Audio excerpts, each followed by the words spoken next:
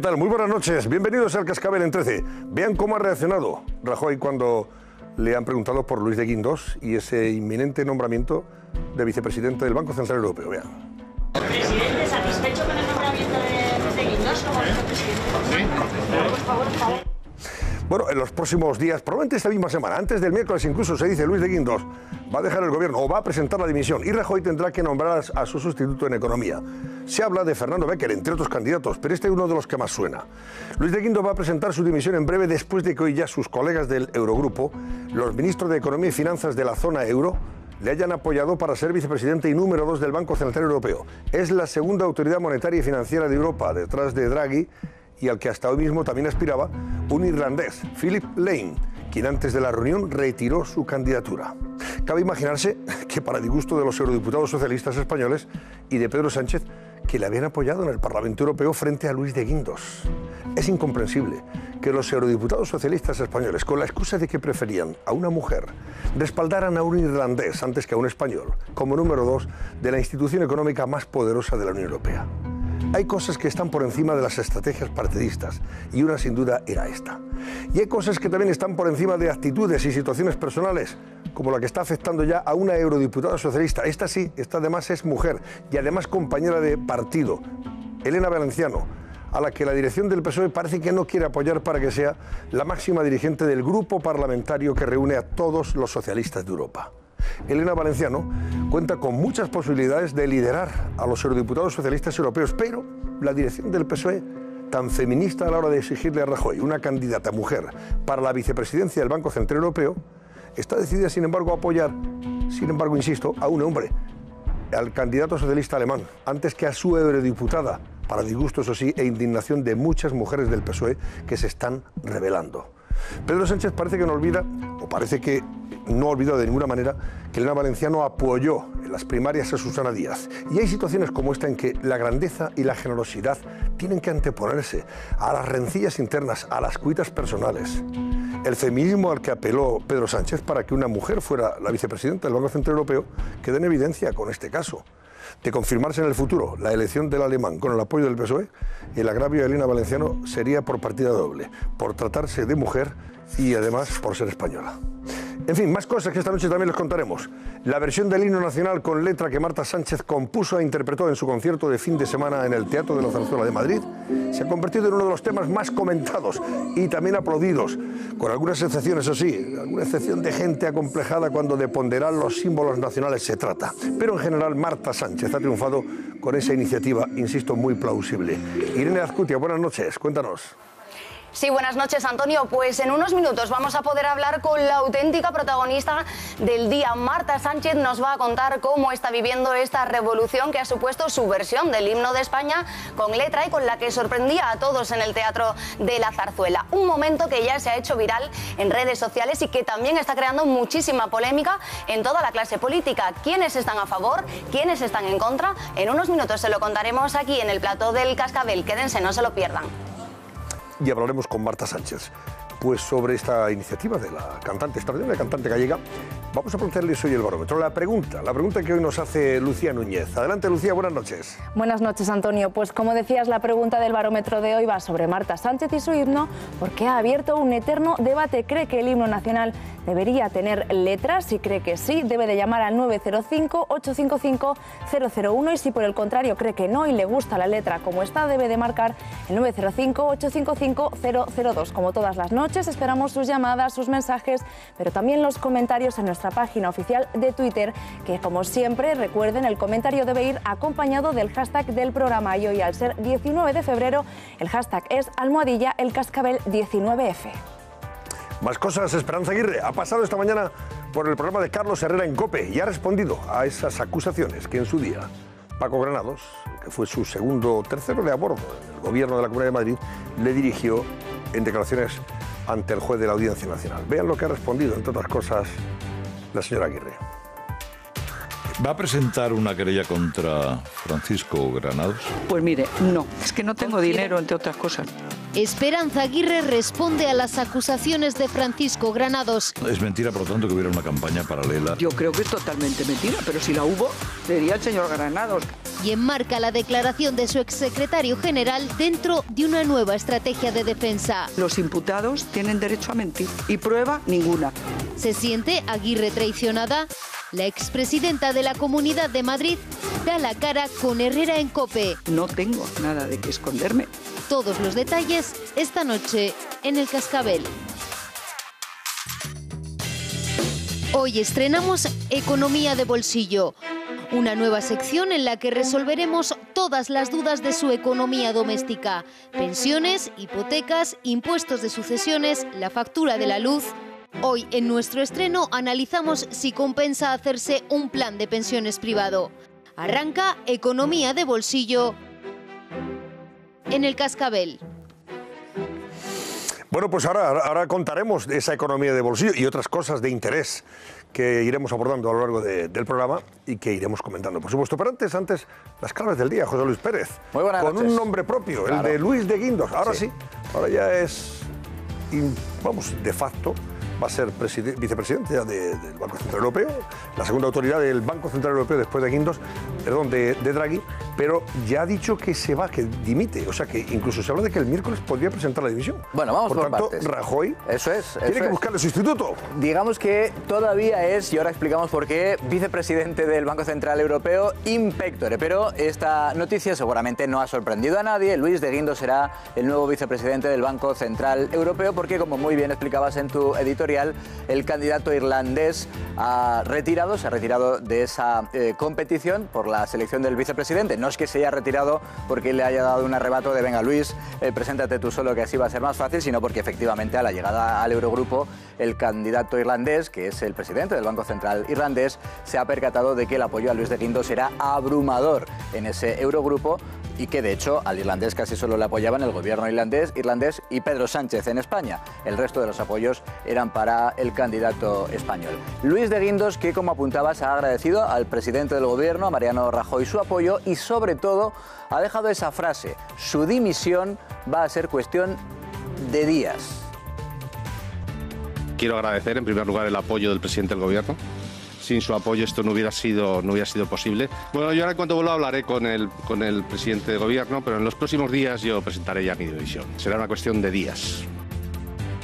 Lo deja bien claro, lo repite en apenas 10 segundos hasta en 2 ocasiones. En cuestión de días, será en cuestión de días cuando dimita como ministro de Economía. Bueno, hace tan solo unos instantes, en el Foro de La Razón, el presidente del gobierno, Mariano Rajoy, además de felicitarse por ese inminente nombramiento de Luis de Guindos como vicepresidente del Banco Central Europeo, también decía que para hablar de eso del sucesor de Guindos, claro, todavía es pronto. No, vamos a esperar primero al nombramiento del señor de Guindos. Creo que lo de hoy ha sido muy importante porque hay un fuerte apoyo a un ministro del gobierno español para asumir una responsabilidad y por tanto estén ustedes tranquilos que cuando se sustituya al señor de Guindos se lo contaremos.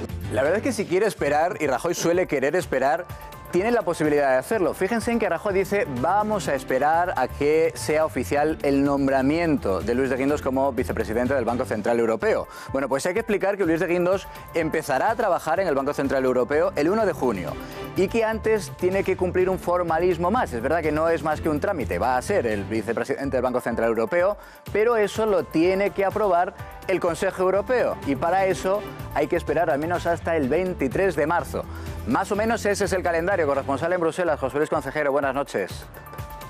Sí, ¿qué tal, José Luis? Buenas noches. Efectivamente, el próximo 22 o 23 de febrero, los 28 líderes de la Unión Europea ratificarán el nombramiento de Luis de Guindos como vicepresidente del Banco Central Europeo y mañana lo va a hacer el ECOFIN, que es otro de los trámites que tienen que cumplir, es decir, todos los ministros de Economía de la zona euro. Sin duda alguna, estamos ante un nombramiento importante. España vuelve a ganar pulso en las instituciones europeas. España recupera un sillón en el órgano ejecutivo del Banco Central Europeo fundamental que perdió en el año 2012 y, por tanto, España una vez más se quita esa losa de la crisis económica que le había dejado sin puestos de responsabilidad. Como decía, se ha anunciado a la salida de ese Eurogrupo que ha tenido lugar esta tarde aquí en la capital comunitaria. Ya, en principio...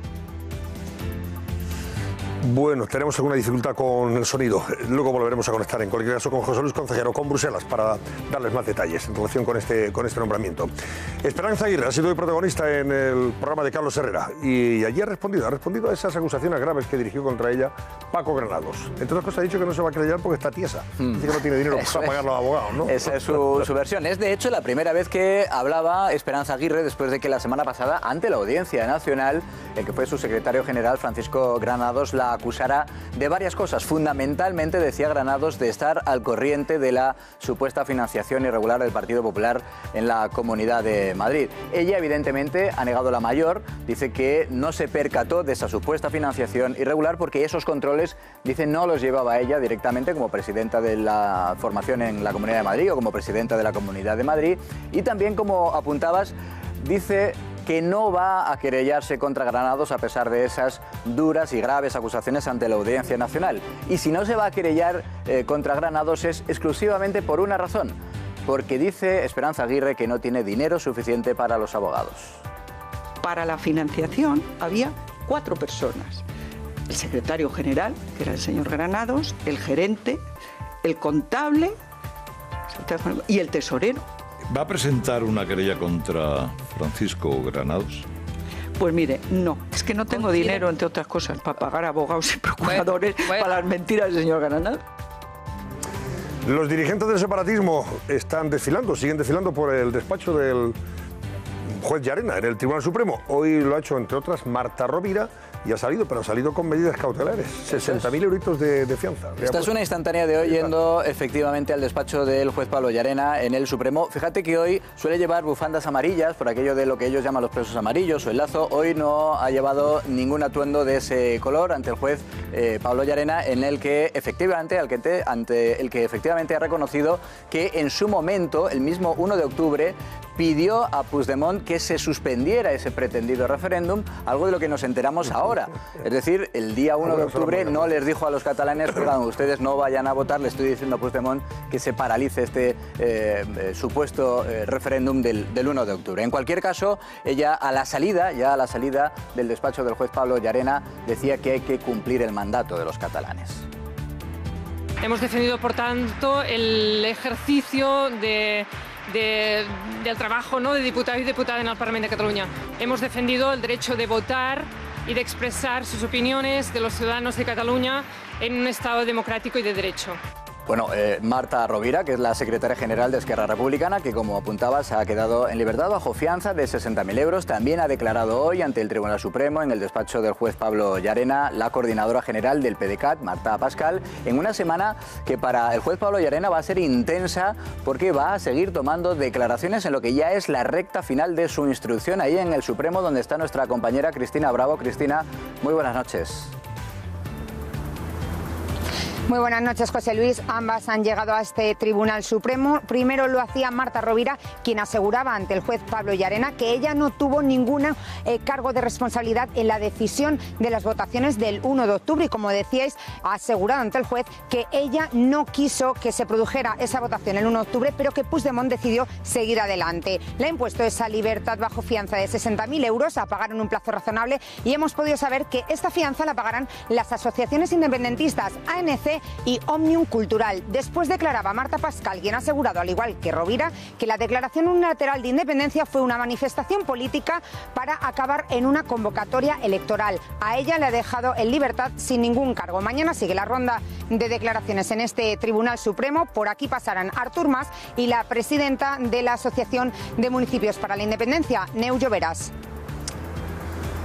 Se ha reabierto la causa por el accidente del metro en Valencia. Aquel accidente costó la vida a 43 personas.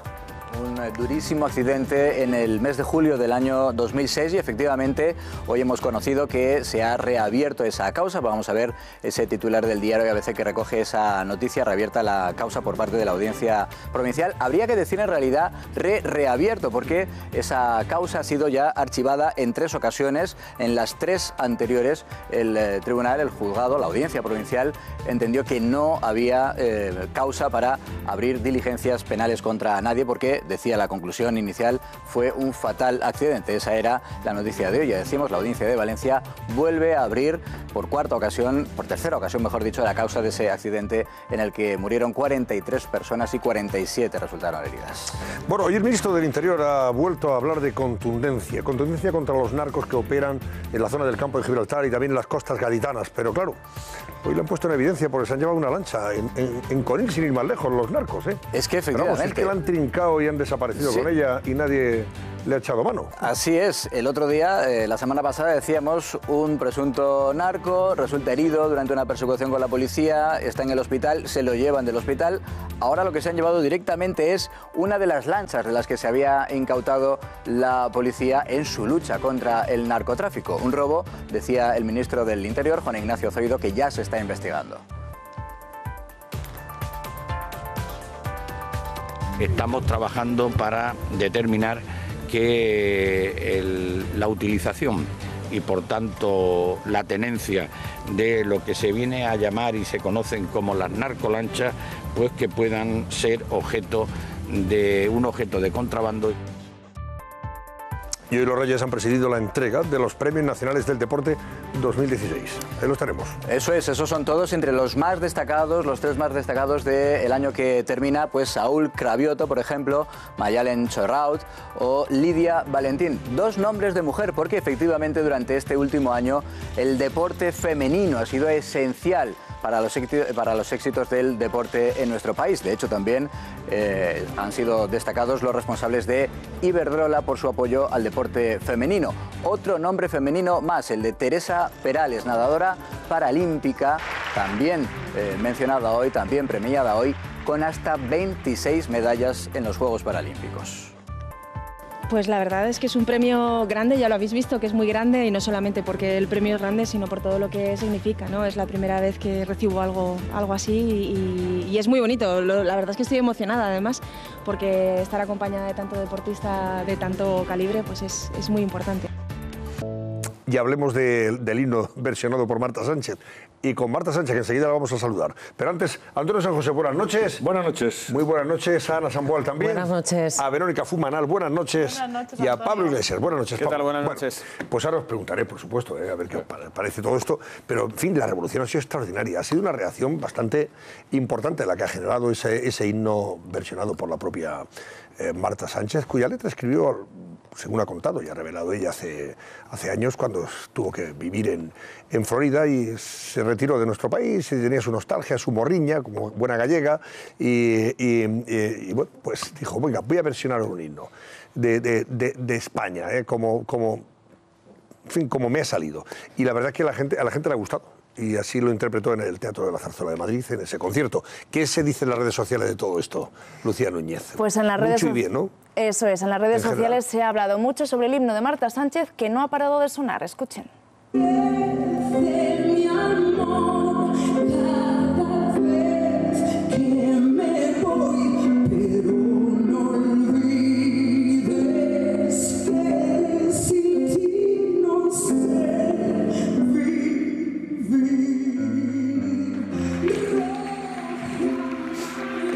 A muchos políticos les ha entusiasmado y Mariano Rajoy decía en Twitter, como a muchos de vosotros me llega este vídeo, muy buena iniciativa de Marta Sánchez, la inmensa mayoría de los españoles nos sentimos representados. Gracias, Marta. Y hace unos minutos le preguntaban sobre ello y esto es lo que contestaba.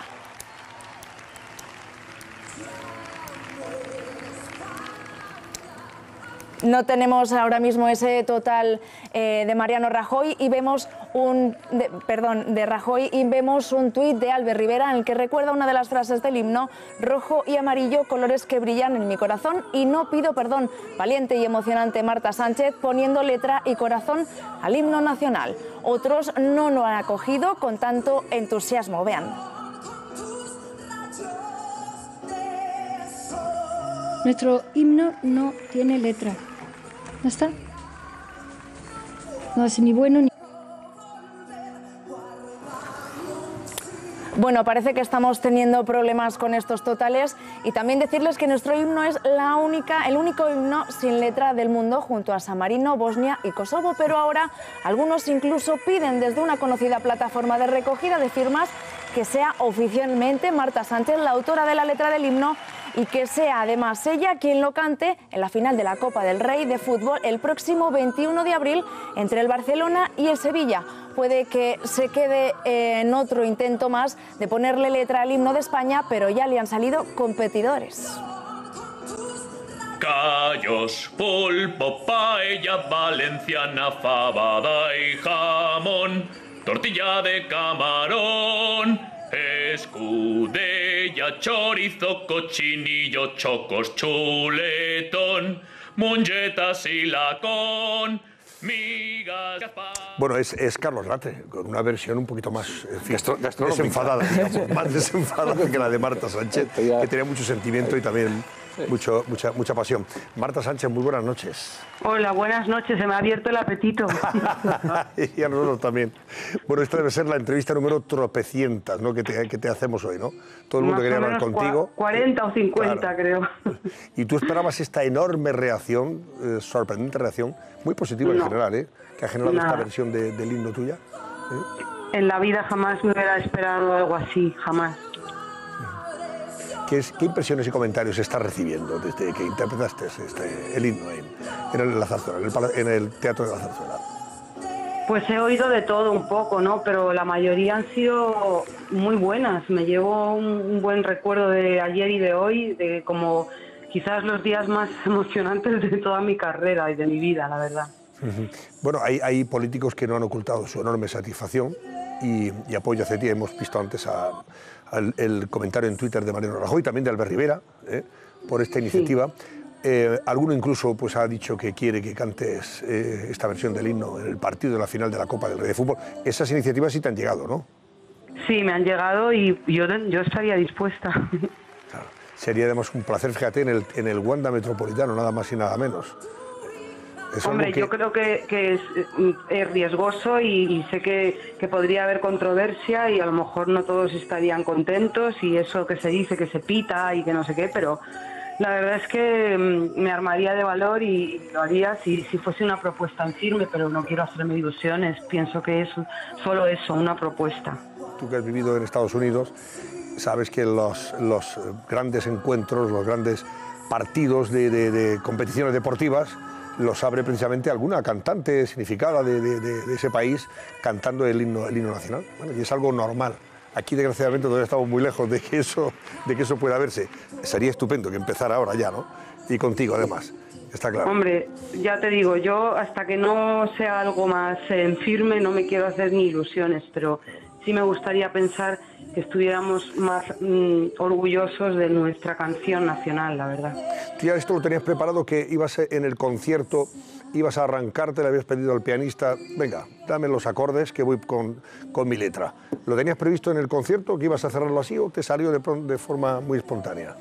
No, esto está ensayado, está hablado y estaba consensuado por el músico, por mí, por todo mi equipo de la oficina, pero no fue tan fácil, no nos dieron el permiso al principio. Yo soy la primera que me he enterado hace muy poco de que el himno nacional está muy protegido, es patrimonio nacional y no cualquiera puede hacer lo que quiera con él. Entonces se pidió permiso a la zarzuela y se me concedió, pero al principio no fue así tan inmediato, ¿no? Fíjate, esto que estás contando, ¿no? Mucha gente a lo mejor lo desconoce, pero si tú puedes hacer tu versión, por supuesto, puedes ponerle letra, pero para poder interpretarla en público y además en un teatro en este caso y en un concierto, sí necesitas autorización, tienes que pedir esa autorización. Marta. Sí, así fue, así lo supo mi manager cuando se informó. Y además la zarzuela también es un ente nacional y no dejaban, vamos, al principio se me negó, de hecho. ¿Ah, sí? O sea, sí. Que tuviste que insistir para que te dejaran. Bueno, insistir no lo sé porque ahí yo no entro en esa conversación, pero sí, mi manager dijo, bueno, si no se puede aquí, pues a lo mejor mi artista lo hace en otro lugar. fue cuando se preguntó más y se concedió, pero al principio se me negó. Claro, quizá porque el teatro es de entidad pública, vamos, de propiedad pública. Porque yo, mira, ahora a propósito de todo esto que ha pasado, lógicamente, con Cataluña, el desafío separatista, etcétera, etcétera, ha habido discotecas incluso que han puesto el himno nacional en la discoteca. Bueno, Pachá, en Madrid, sin ir más lejos, fue además viral, ¿no? O sea que, sí, no sabía. Sí, pusieron el himno, ¿no? Los acordes del himno nacional en la discoteca, que también tiene su aquel, pero bueno. Y evidentemente no tuvieron que pedir permiso a nadie, lo hicieron y punto, y ya está. Ahora, en este caso, oye, al ser algo tan formal y serio como un concierto y demás en el Teatro de la Zarzuela, pues es lógico que probablemente sí tendrías que pedir permiso. ¿Quieres escuchar lo que ha dicho Rajoy, que le han preguntado hace un ratito en el periódico La Razón, donde estaba participando en un acto de homenaje a su exministro de Interior? Vamos a escucharlo y así nos dices y nos comentas. Por supuesto. Gracias. Marta Sánchez, presidente. Muy buena. Bueno, ¿qué le ha parecido lo de Marta Sánchez? Muy buena. Bueno, pues ya lo has visto. O sea, que tienes el apoyo del gobierno en este caso. Creo que has comentado y has contado ya que todo esto nace de la nostalgia que sentiste, de la morriña, en estos años que has estado en Florida viviendo, ¿no? Sí, esta idea surge hace varios meses. La aparco un poco porque no sabía cómo encararla. Fue una idea que se me apareció en la cabeza un día allí. Pero es cuando vuelvo a España y me vuelvo a situar aquí con mi mudanza de vuelta al país, cuando surge el plantearme el acabar la letra, que tenía un borrador, y fue definitivo ya cuando se me ofrece el concierto a piano y voz en la zarzuela, cuando cierro mi repertorio y mis bises, que vuelvo a pensar en la posibilidad de terminar la letra y cantarla como regalo del concierto al final. Marta, ¿te han salido ya muchas actuaciones? Porque me han comentado, y se ha comentado, se ha escrito, que parece que te están saliendo ya actuaciones de sitios donde quiere que vayas, pero además que interpretes el himno en un momento determinado también. Bueno, hay contrataciones en Latinoamérica de este concierto, de este formato, pero tengo que decir que ya se habían hablado estas contrataciones sin que supieran que yo iba a cantar en Madrid el himno. Bueno, pues a partir de ahora estoy convencido de que te van a pedir que lo interpretes en más sitios, ya verás.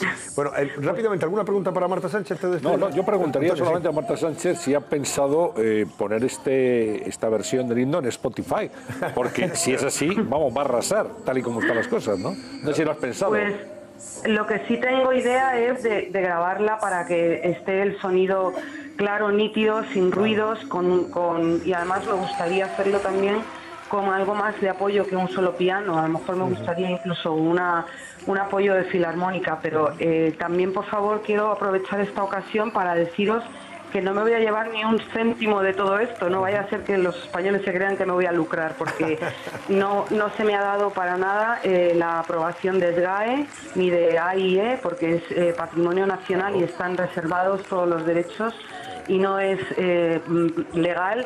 Que no voy a llevar mi autoría de esto, Pues hace muy bien en aclararlo, Marta, porque ya sabes que hay muy malos malpensantes a veces en nuestro país, desgraciadamente. Hay de todo. A ver, yo lo he hecho desde la verdad, el sentimiento y la morriña, como decíais, de un momento de irme del país y de estar 3 años en Florida y de añorar mucho mi tierra, nada más. Ana Samboal también quiere preguntarte. Marta, a mí me llama la atención una de las frases de tu versión del himno, la de "y no pido perdón". ¿Todavía hay que pedir perdón por tararear o por cantar el himno?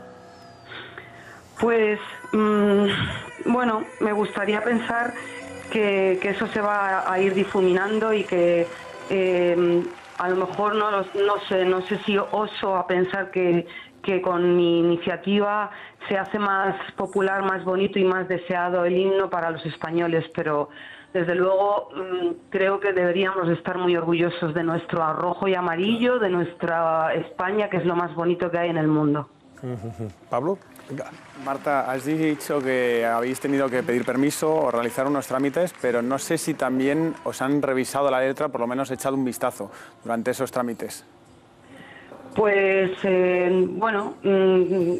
tú puedes hacer la propuesta de tu letra y no, el SGAE yo creo que está exenta de aprobar o desaprobar. Si tú la presentas y la llevas ahí, pues no sé, a algunos les habrá parecido bien, a otros, como se ha dicho, cursi, pero sinceramente creo que es una carta de amor sin más pretensiones. Y un detalle personal, Marta, al principio cuando estás interpretando, la voz evidentemente estás empezando la canción, está más baja, pero se nota, no sé si cierto temor o bueno, incertidumbre, ¿no?, de lo que va a pasar. ¿Cómo va a reaccionar el público, no? Exacto. Y sin embargo luego, cuando ya la gente reacciona muy bien, aplaude y de todo, te vienes arriba. Al principio, ¿qué sensación tenías o qué nervios al empezar esta canción, que no es una canción cualquiera, evidentemente?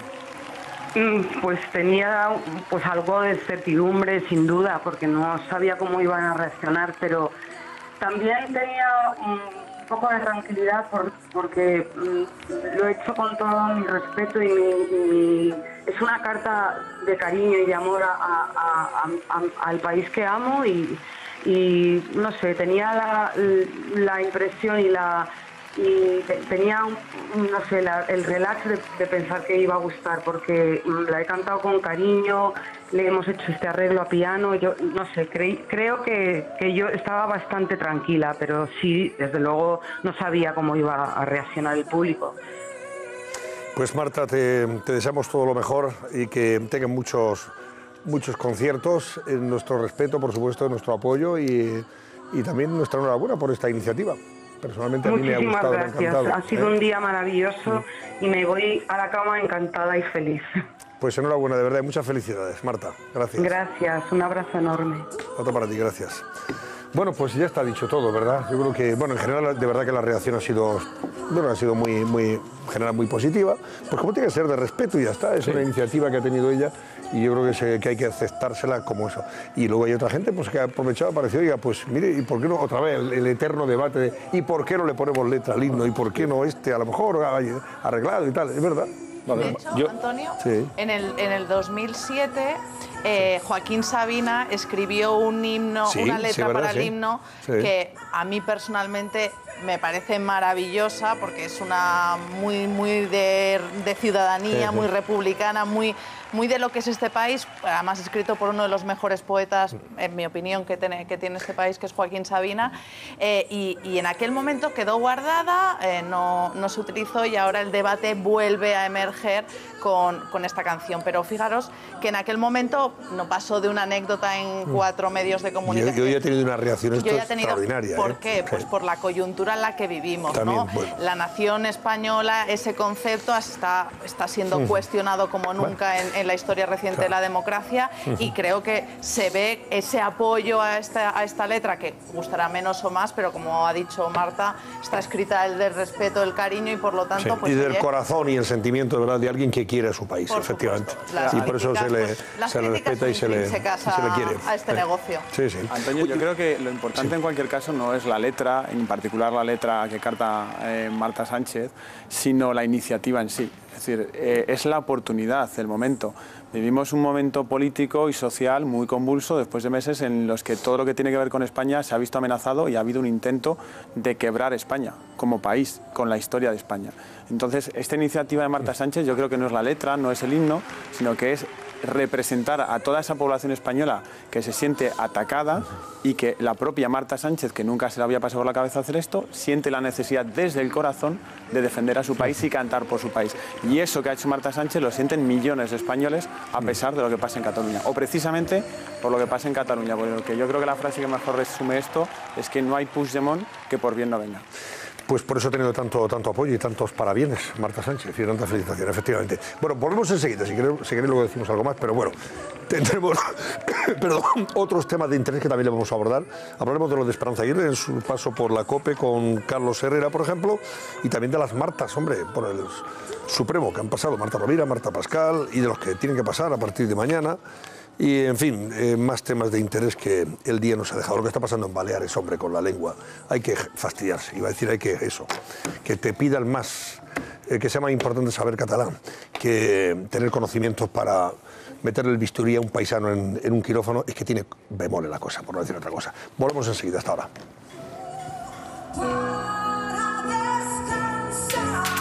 ¿Va a presentar una querella contra Francisco Granados? Pues mire, no, es que no tengo dinero, entre otras cosas. Esperanza Aguirre responde a las acusaciones de Francisco Granados. Es mentira, por lo tanto, que hubiera una campaña paralela. Yo creo que es totalmente mentira, pero si la hubo, sería el señor Granados. Y enmarca la declaración de su exsecretario general dentro de una nueva estrategia de defensa. Los imputados tienen derecho a mentir y prueba ninguna. ¿Se siente Aguirre traicionada? La expresidenta de la Comunidad de Madrid da la cara con Herrera en COPE. No tengo nada de qué esconderme. Todos los detalles esta noche en El Cascabel.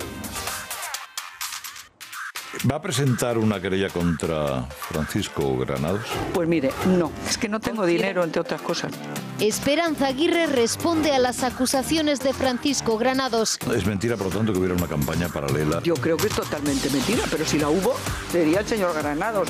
Y enmarca la declaración de su exsecretario general dentro de una nueva estrategia de defensa. Los imputados tienen derecho a mentir y prueba ninguna. ¿Se siente Aguirre traicionada? La expresidenta de la Comunidad de Madrid da la cara con Herrera en COPE. No tengo nada de qué esconderme. Todos los detalles esta noche. Cascabel. Pues vamos a recordar lo que Granados dijo de Esperanza Aguirre, entre otros, acusándola de financiarse esa campaña del año 2007 con un dinero de refuerzo procedente de una supuesta caja B, o sea, dinero negro. Vean.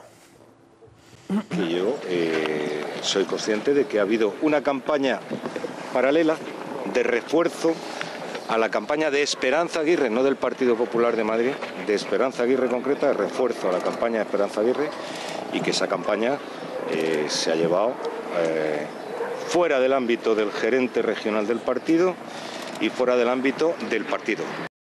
Bueno, yo le respondí a Esperanza Aguirre, tildándole de mentiroso, lo que ha venido a decir, y que no va a presentarle ninguna acción legal. Los tribunales, en todo caso, han dicho que no tiene dinero para costearse esa defensa. Vean.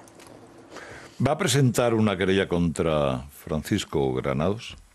Pues mire, no, ha cambiado de estrategia, lo cual es legítimo y yo no lo voy a criticar. Los imputados tienen derecho a mentir. Sí, sí. No ¿Cuándo mentía? ¿Cuando salió de la cárcel o ahora? Y prueba ninguna. Y yo me alegro mucho de que el fiscal general del Estado haya dicho que acusar sin pruebas es difamar. Es que no tengo dinero, entre otras cosas, para pagar abogados y procuradores para las mentiras del señor Granados.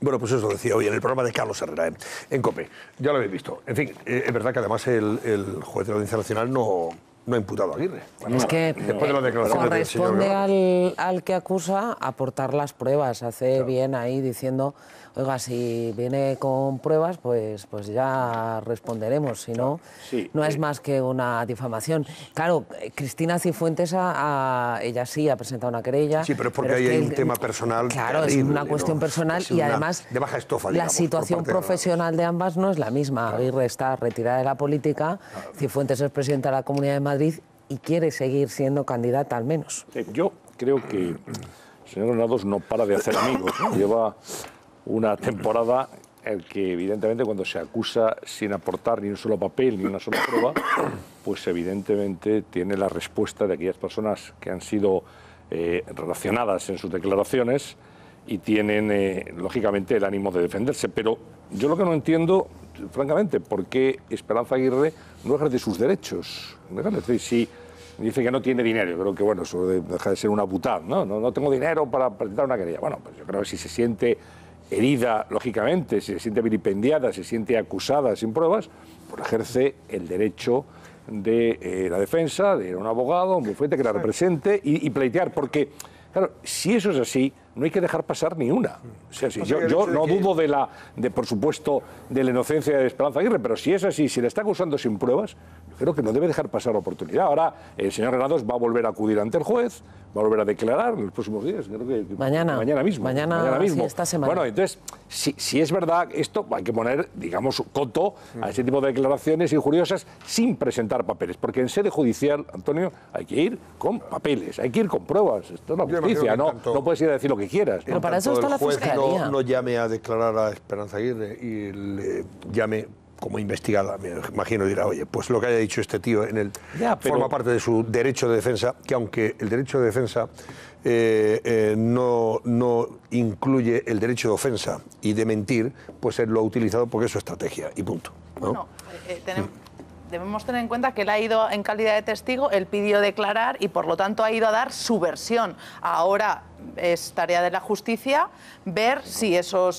lo que él ha dicho es verdad y actuar en consecuencia. Pero esta mañana la entrevista con Carlos Herrera, que ha sido muy interesante, Esperanza Aguirre ha invitado a que la investigaran, porque le ha dicho, bueno, ¿y usted teme que la imputen? Dice, la figura de la imputación ya no existe, que es cierto, dice, es investigada y yo estaría encantada de que me investigaran.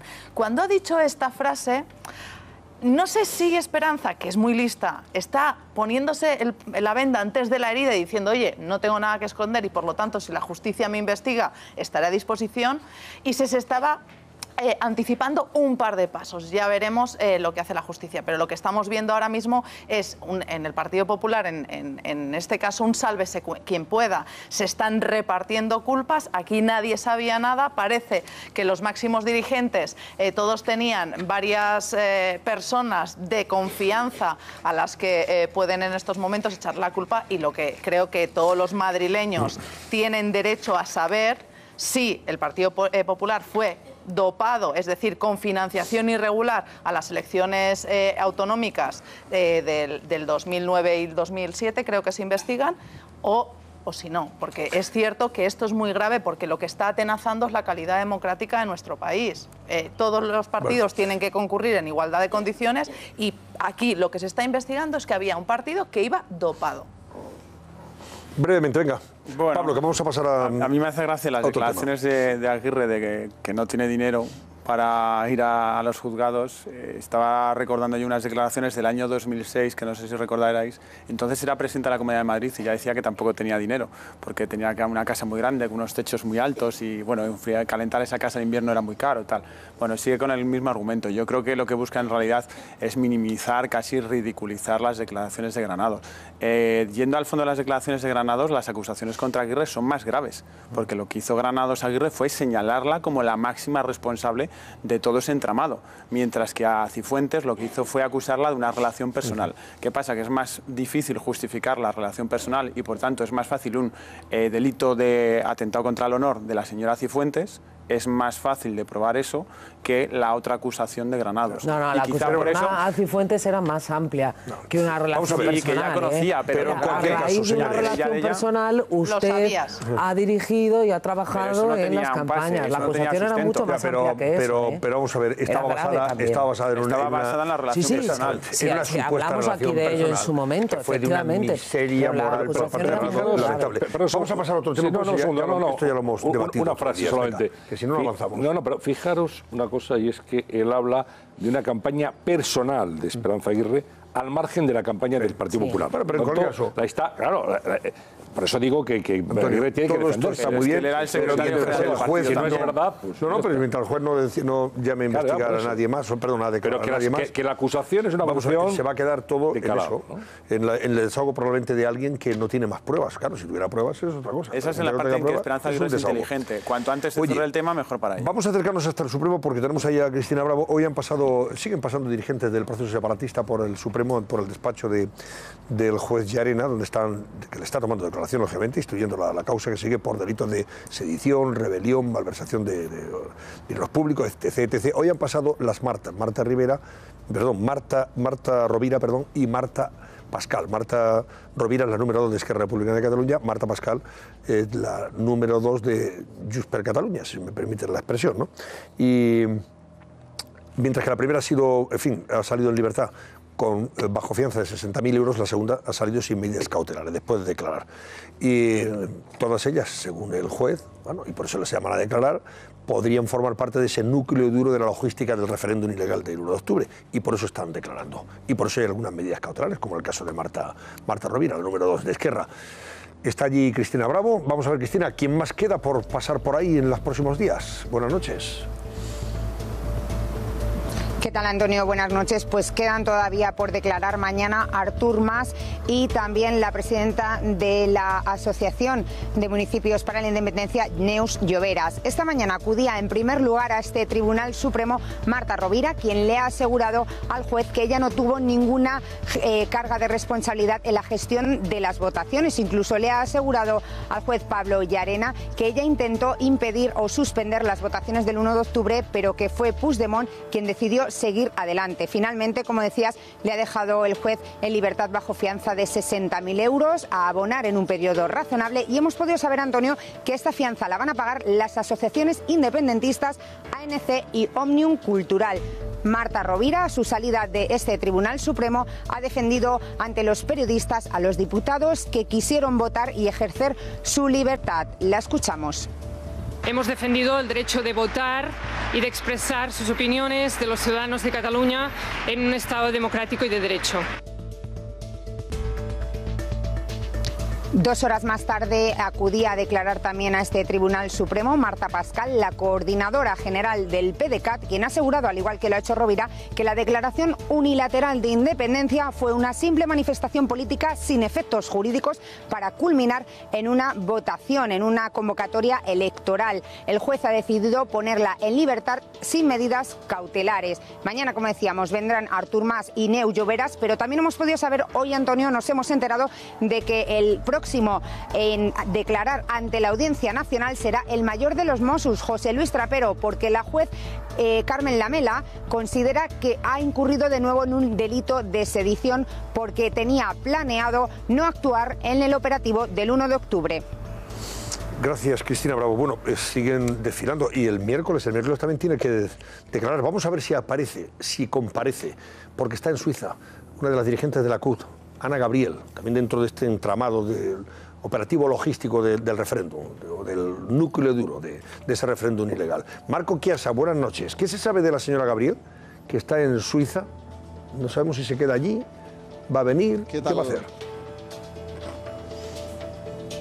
¿Qué tal, Antonio? Sí, llevamos semanas desconociendo el paradero exacto de Ana Gabriel, pero a raíz de una información que ha publicado el periódico, la CUP se ha visto obligada a reconocerlo. Ana Gabriel está ahora mismo en Ginebra, en Suiza, con Peter Oliver, un abogado que, por cierto, defendió a personas acusadas de pertenecer a ETA. Con él estaría preparando una estrategia de defensa, pero ahora mismo la gran duda es si se presentará o no el miércoles ante el Tribunal Supremo. Recordemos que tenía que declarar la semana pasada, pero pidió un aplazamiento al juez de Arena y el juez de Arena se lo concedió. Ahora mismo la gran duda es si se va a presentar o no. La CUP dice que mañana aclararán la estrategia judicial de la exdiputada. Tampoco dicen cómo piensan hacerlo, si será mediante una videoconferencia con Ana Gabriel estando en Ginebra, o bien si emitirán desde aquí un comunicado. En cualquier caso, parece a estas horas que es poco probable que Ana Gabriel se presente el miércoles ante el Tribunal Supremo, y tampoco se descarta que se traslade incluso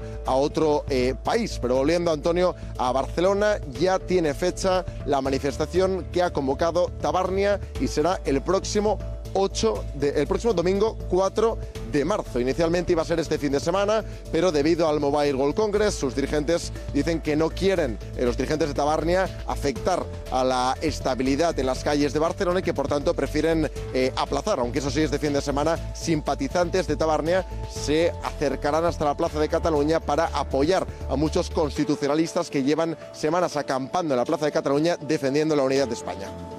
Gracias, Marco Chiasa. Por tanto, esta manifestación organizada por Tabarnia, pero también impulsada por Sociedad Civil Catalana, que tenía previsto celebrarse el próximo día 24, se traslada al 4 de marzo, fin de semana del 4 de marzo, en Barcelona. Esto de Ana Gabriel me huele a que se está haciendo un Puigdemont. Totalmente. Yo creo que es una definición muy gráfica que yo creo que va como anillo al dedo a esta situación. Bueno, aquí lo que estamos viendo es que los valerosos defensores de la independencia de Cataluña pues van huyendo. Uno se va a Bruselas, otra se va a Ginebra. Por cierto, sé y ha trascendido que hay bastante enfado de mucha gente próxima a Ana Gabriel por esta huida, porque aquí unos se van y otros se quedan aguantando el chaparrón judicial, ¿no? Y luego lo de las declaraciones de las Martas, de Marta Pascal y de Marta Rovira, realmente es un poco de broma también, decir, no, todo esto no, yo intenté impedirlo, pero el Puigdemont no me dejó, pero yo por mí no hubiera sido, no tenía más que un carácter simbólico y tal. Creo que, como se dice en el refrán castellano, a lo hecho pecho, tú tienes una responsabilidad. Ha habido algunas personas que han dicho, yo quería que esto se dé adelante y luché porque eso fuera así, y se lo he dicho al juez, pero aquí todo el mundo intentará desviarse de las responsabilidades, decir que yo no fui, que fue Puigdemont, que no me dejó, que intenté impedirlo, que era más o menos pues una cosa sin ninguna trascendencia. Bueno, yo creo que esto al final les deja en bastante mal lugar. Cuando alguien es un responsable político y toma una determinación y una decisión, oye, hay que apechugar con las consecuencias y no intentar evadirse de todo y decir que más o menos aquí era una broma y que no tiene ningún vicio de verosimilitud. Pero ¿no? Eso ya no nos sorprende, porque pero sigue en ello, fue la que abrió la veda, claro, diciendo, bueno, yo es que casi que pasaba por aquí. Yo lo que me pregunto es, en el caso de Puigdemont parece que tiene un empresario amigo, y en el caso de Ana Gabriel, ¿quién está pagando esos viajes? Se ha dicho, que no lo ha confirmado hoy la CUP, que había estado en Venezuela, que ahora está en Suiza. Bueno, pongamos que ha estado en Suiza desde el primer momento, desde que desapareció hace 10, 15 días. ¿Quién paga los aviones? ¿Quién paga los hoteles? ¿Quién paga el abogado? ¿Quién paga la defensa de esta señora? Me gustaría saber que está pagando, ¿y quién está pagando las fianzas? Porque claro, la ANC y Unión Cultural han vuelto a pagar hoy la caja de resistencia esa, ¿de dónde se nutre? Porque el dinero... es una buena pregunta, ¿no? Eso es el cuerno de la abundancia. Sí, claro, pero aquí todo el mundo paga fianza, lo que sea. Será por dinero. Claro, es que yo creo que ya lo que nos faltaba es que nos enteremos dentro de un año o de unos meses que es que al final lo estamos pagando nosotros a través del FLA o de vaya usted a saber de dónde. Es que lo pagamos nosotros y sobre todo lo pagan el resto de los catalanes, porque el ANC y Unión Cultural han vivido durante años de subvenciones públicas. Entonces no lo pagan el resto de los catalanes, lo pagamos por eso. El resto de los catalanes especialmente, pero también el resto de los españoles. Es que si hay dinero para subvenciones para esas dos asociaciones es porque no hay dinero a lo mejor para pagar a proveedores que se tienen que pagar a través del FLA, y la deuda de Cataluña con el resto de españoles sigue aumentando. Es decir, estamos pagando todos los españoles la defensa. Se supone que eso ahora no está pasando porque gracias al 155 el Ministerio de Hacienda ya lo controla. Pero hasta el 155 ha podido pasar eso, efectivamente, aunque el Ministerio de Hacienda lo negaba. Aparte de eso, también lo pagan los propios catalanes independentistas, porque la ANC y Òmnium han estado con la hucha durante mucho tiempo precisamente recaudando dinero para eso. Me gustaría que la auditoría del Ministerio de Hacienda nos la hagan pública. Con referencia a la estrategia judicial de las Martas, a mí sí que me gustaría separarlas. Por un lado, Marta Pascal es una persona que al frente del PDeCAT ha intentado, y bueno, las personas que habláis off the record con los periodistas, con los políticos, lo sabéis, ha intentado por todos los medios que la cosa no llegara hasta el último término, calmar mucho las aguas. Es verdad que esa victoria, o sea, esa batalla la perdió a favor de Puigdemont, que hizo su lista con las personas que él quiso en detrimento de las personas del PDeCAT. Y por otro lado está Marta Rovira.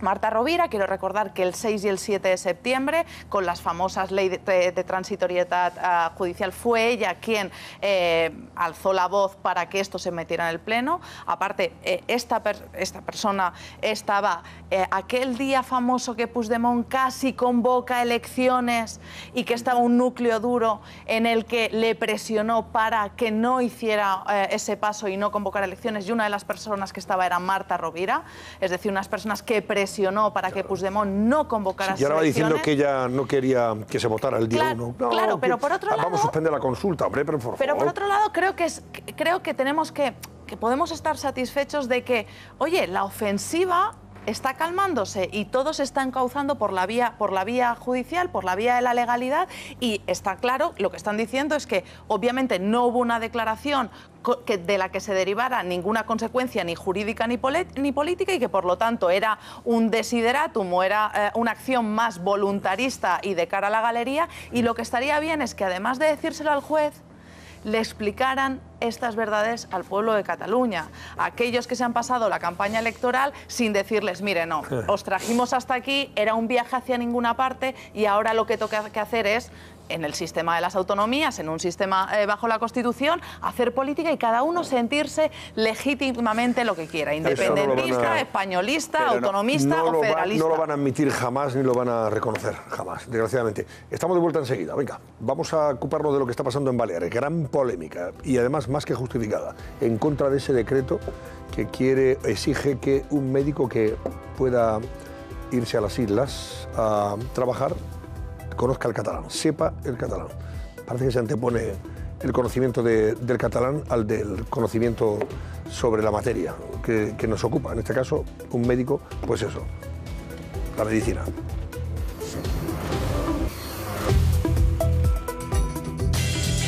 Hoy estrenamos Economía de Bolsillo, una nueva sección en la que resolveremos todas las dudas de su economía doméstica. Pensiones, hipotecas, impuestos de sucesiones, la factura de la luz. Hoy, en nuestro estreno, analizamos si compensa hacerse un plan de pensiones privado. Arranca Economía de Bolsillo en El Cascabel.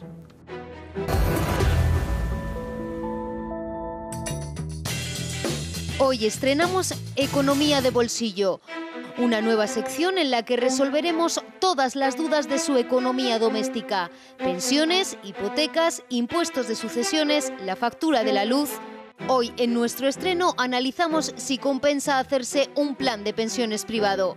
Arranca Economía de Bolsillo en El Cascabel.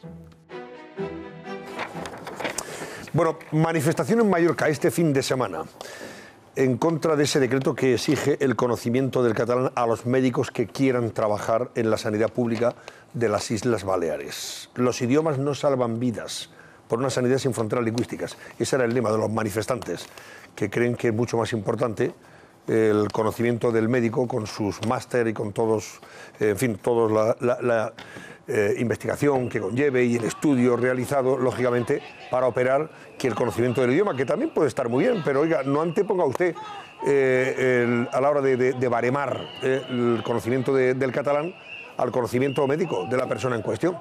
Eso además está José Luis Pérez llevando a la situación de que muchos médicos no quieren ir a trabajar en las Islas Baleares, ¿no? Ese es el riesgo, efectivamente, que se pierda talento. Conocimiento y talento. Talento en la sanidad pública de Baleares. Pero vamos a ver si te parece, Antonio, para empezar, qué es lo que pide ese polémico decreto que está en tramitación. ¿Cuáles son las características que deberían cumplir los médicos que se presentaran para formar parte de la sanidad pública en Baleares?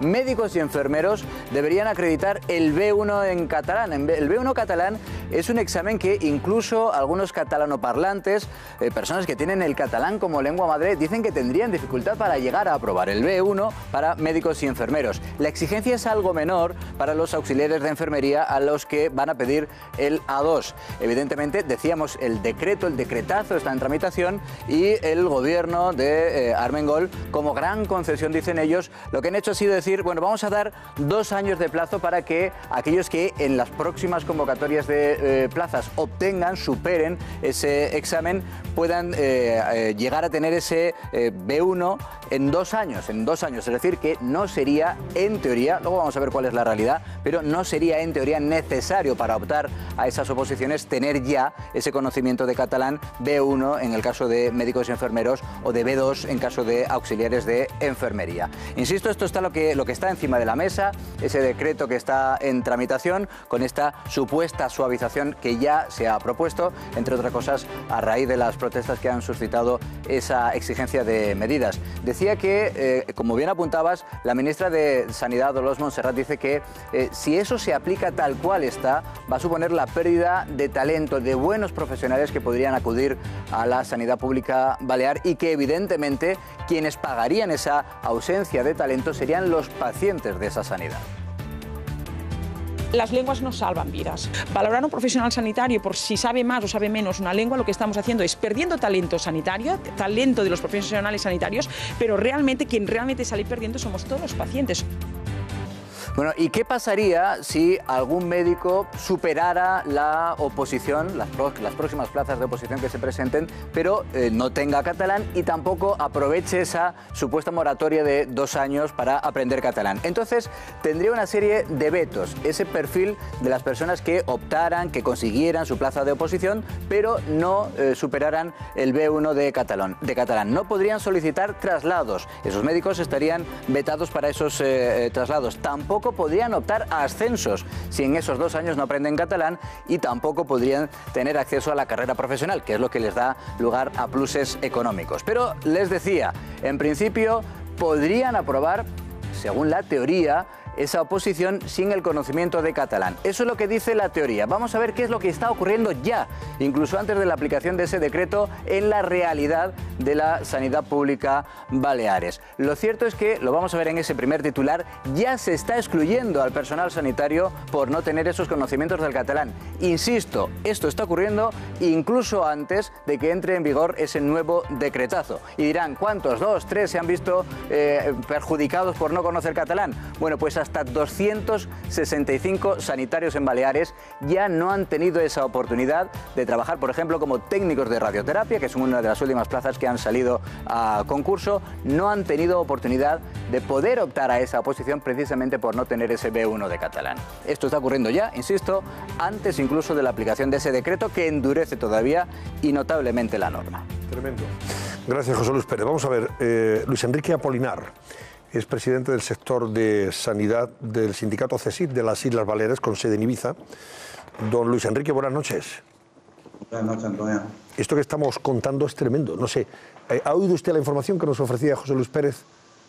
Sí, la conozco muy bien. Por eso, hemos cometido algún error, hemos exagerado, porque a mí me parece de verdad, en fin, escandaloso e indignante que se anteponga el conocimiento del catalán hasta el extremo de ser excluido si no lo sabes, para que un médico pueda trabajar en las islas, a su conocimiento empírico, a su conocimiento intelectual, en fin, a su experiencia con máster en Estados Unidos. O sea, eso no cuenta para nada a la hora de realmente de que puedas tener una plaza segura ahí en la sanidad pública de las Islas Baleares.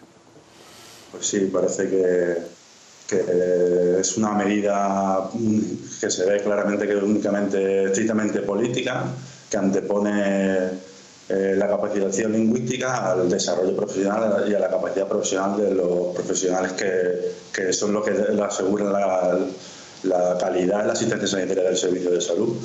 A día de hoy estamos padeciendo la ley, la 4/2016, que es la ley de normalización lingüística en la función pública, y en todos los procesos de selección que está sacando el Servei, pues se está viendo las consecuencias. Muchísimos profesionales que están quedando excluidos, como habéis dicho bien.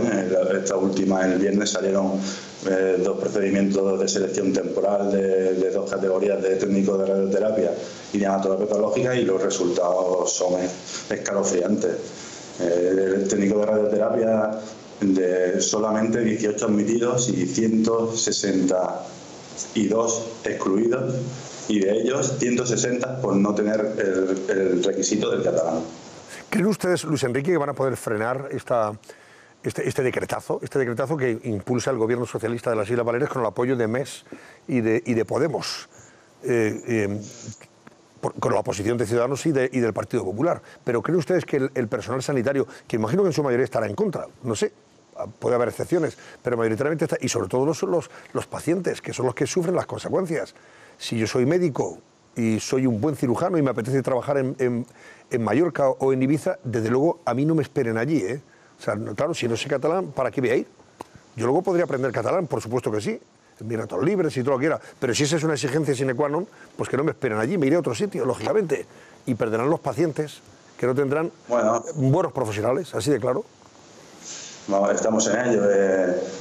Todavía el nuevo decreto se tiene que aprobar, porque el primer intento de decreto que se aprobó en mesa únicamente por parte de la Administración se quedó en el olvido, mucho por lo que estás diciendo, primero porque era una medida incoherente, autoritaria y excluyente, y por el rechazo sindical y por el gran preocupación que se creó en la ciudadanía y también por la repercusión mediática, tanto a nivel periodística a nivel nacional y también a nivel político, pues se queda demostrado que es una medida estrictamente política porque han dado un paso atrás, lo han suavizado, pero que quede claro que sigue siendo un requisito. Diferido, pero sigue siendo un requisito, que coacciona los derechos de los trabajadores porque impide la promoción interna, condiciona la movilidad voluntaria y el derecho a la carrera profesional, que no es un plus, que es un derecho de los profesionales sanitarios. Luis Enrique, le agradezco su presencia en el Caja. Vamos a seguir con atención y detenimiento todo esto. Muchísimas gracias y buenas noches, señora Polinar, presidente del sector de sanidad del CSIC de las Islas Baleares. Gracias y buenas noches. Bueno, a mí me parece esto tremendo. Es algo por lo que... ahora, claro, hay unas elecciones a la vuelta de la esquina. Estas son las cosas que deberían de verdad desautorizar a un gobierno. Pero esos partidos que apoyan estas cosas, con esa exclusión, con ese grado de contundencia, es como para que fueran descalificados de fanatismo lingüístico, ¿no? Es tremendo. Yo creo que lo que falta, más que nada, Antonio, es sentido común, ¿no? Pues eso es lo que no hay. Claro que un profesional de la sanidad que ejerce su trabajo en Baleares o en Cataluña tiene y debe que saber catalán. Pues sí, claro, sí, y lo saben. Y el que no lo aprenderá, porque el catalán, en fin, con un poquito de interés se aprende. Es una lengua que tampoco es tan complicada. Ahora bien, lo que habría que preguntarse es a los responsables políticos de esta medida que roza la estulticia desde mi punto de vista, es en caso de que ellos o un ser querido estén en un grave riesgo, ¿quién quiere que les atienda? ¿Un gran profesional de la medicina que no sepa el idioma, no lo hable muy bien? ¿O uno que lo aborde, que tenga un catalán de filigrana, pero que no sea técnicamente que tenga manos de boxeador. Una persona, claro, una persona muy para preparada. Utilizar el bisturí. Claro. O sea, igual que hay gente que cuando tiene una dolencia muy grave busca el mejor cirujano que esté en cualquier país, aunque no hable español, pero buscas eso. O sea, ¿por qué en el caso de Baleares se va a poner una barrera al talento y a la buena praxis de la medicina, a la excelencia, en el caso hipotético de no sepan catalán? Lo ideal es que sean buenos médicos y sepan el idioma, o sea, eso es lo mejor. Pero esto, o sea, que sea una prueba excluyente, me parece realmente que no tiene un pase. Y efectivamente, y termino, ¿quiénes son los perjudicados? Los ciudadanos, los enfermos. Pero, Antonio, a mí me hubiera gustado preguntarle a la persona que hemos tenido invitada si desde las instituciones públicas se promueve la formación del catalán, es decir, si ellos dentro pueden acceder a cursos gratuitos para aprender el catalán. Porque, ¿por qué estamos empeñados a hacer de la lengua un problema? Pero si son ellos, pero Verónica, nosotros no, Antonio, ni los profesionales de la sanidad, son los gobiernos. Cuando con 18 claro, estos señores son los que hacen un problema. Antonio, cuando con 18 años yo me fui a Barcelona, yo no tenía ni papa de hablar catalán porque no lo había mamado nunca. Estando allí, como decía Antonio, el oído se te hace. Y además, pues, oye, me hizo unas clases de catalán y me saqué ese terrible barrera que es el B1. Yo me lo saqué sin ningún tipo de problema, como yo muchísimas personas. ¿Por qué hacemos de la lengua un problema? Yo digo, no podemos limitar el talento. Una persona que no atiende a nadie, obviamente no tiene por qué saber ni castellano, tiene que saber operar tranquilísimamente. Pero las personas que están de cara al público, también tenemos que garantizar los derechos lingüísticos de las personas que quieran ser atendidos en catalán. ¿Y por qué hacer de esto un problema? Insisto, ¿por qué estamos en España acostumbrados a tirarnos las lenguas por la cabeza? No cambiemos de verdad. No cambiemos la oración. Aquí los que crean el problema son los gobiernos nacionalistas excluyentes de Cataluña en su día, de Baleares, los actuales, o sea, derechos lingüísticos y nacionalistas no creo que tengamos que mezclarlo, porque además en este caso, el gobierno de Francina no creo yo que sea un gobierno nacionalista cuando ella se pronuncia en contra de la consulta. Sí lo es. Claro. Si tiene socios que le obligan a que lo haga. Ya está. El problema entiendo que el conocimiento de las lenguas de España,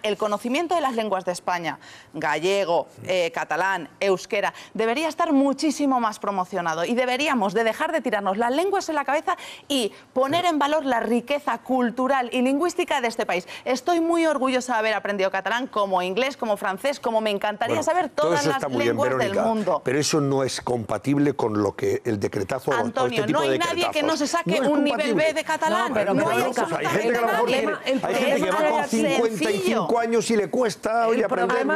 Pero puede hablarlo en la intimidad y puede bueno, pues charlar con amigos y tal, pero no le exijas tener un conocimiento de catalán al 100% a lo mejor con 60 años. Y a lo mejor quiere ejercer en Madrid, ¿por qué impides que lo haga? No podemos vivir de espaldas a una realidad lingüística, porque aparte de eso, ¿sabes lo que fomenta? Lo que tenemos hoy, que la gente se sienta excluida. Estás excluyendo al resto de personas de toda España que no pueden trabajar como profesionales médicos en Baleares. Pero ¿por qué les estás presuponiendo que no son capaces de sacarse un nivel B de catalán? Pero el problema es que pese más el nivel B en catalán que los conocimientos médicos. El problema es que los que tienen que sacar unas oposiciones. El problema es que los que toman esas decisiones se pueden costear la sanidad privada en otro sitio, como ocurrió en Cataluña con la inmersión lingüística en los colegios, que Montilla la permite, pero lleva a sus hijos a un colegio alemán o a un colegio privado donde no hay inmersión lingüística obligatoria. ¿Cuál es aprender catalán, Ana? Si yo no tengo ningún problema. Oye, que no conviertas en un problema lo que no es. Es que yo creo que las personas que se están oponiendo a este decreto no consideran al catalán una lengua que hay que erradicar, ni mucho menos. Son señores que hablan en catalán. Una cosa es no erradicarlo y otra cosa es no querer hacer los idiomas no se lo olvidan, y lo que tú no puedes hacer es primar el conocimiento del catalán, en este caso, sobre el conocimiento profesional, por favor. Eso es una cosa de sentido común. Yo no estoy de acuerdo. O sea, yo estoy de acuerdo con esa... Oye, si tú estás de acuerdo, bien, pero no digas que eso es un problema que crean los demás. Yo estoy de acuerdo con que no se puede primar, no se puede primar el conocimiento de la lengua al técnico. Yo solo estoy diciendo que ninguno de esos profesionales de la sanidad, ninguno, no tiene la capacidad para aprender poco a poco, con interés, una lengua en la que están viviendo. Y eso, yo te digo que en 2 años todos se lo sacan y no tiene que ser una barrera. Y por favor, las lenguas, no hagamos de eso una barrera de unos españoles contra otros. Pero que estamos hablando de algo que te van a exigir de entrada si tú quieres ir a trabajar allí. ¿Y por qué no puedes trabajar allí? Porque de entrada te están exigiendo que tengas 6 puntos, te van a dar en función de si sabes o no catalán, y 1 punto por el máster que has conseguido en Estados Unidos. Y es que de verdad es un atentado contra el sentido común y la inteligencia. Es totalmente excluyente.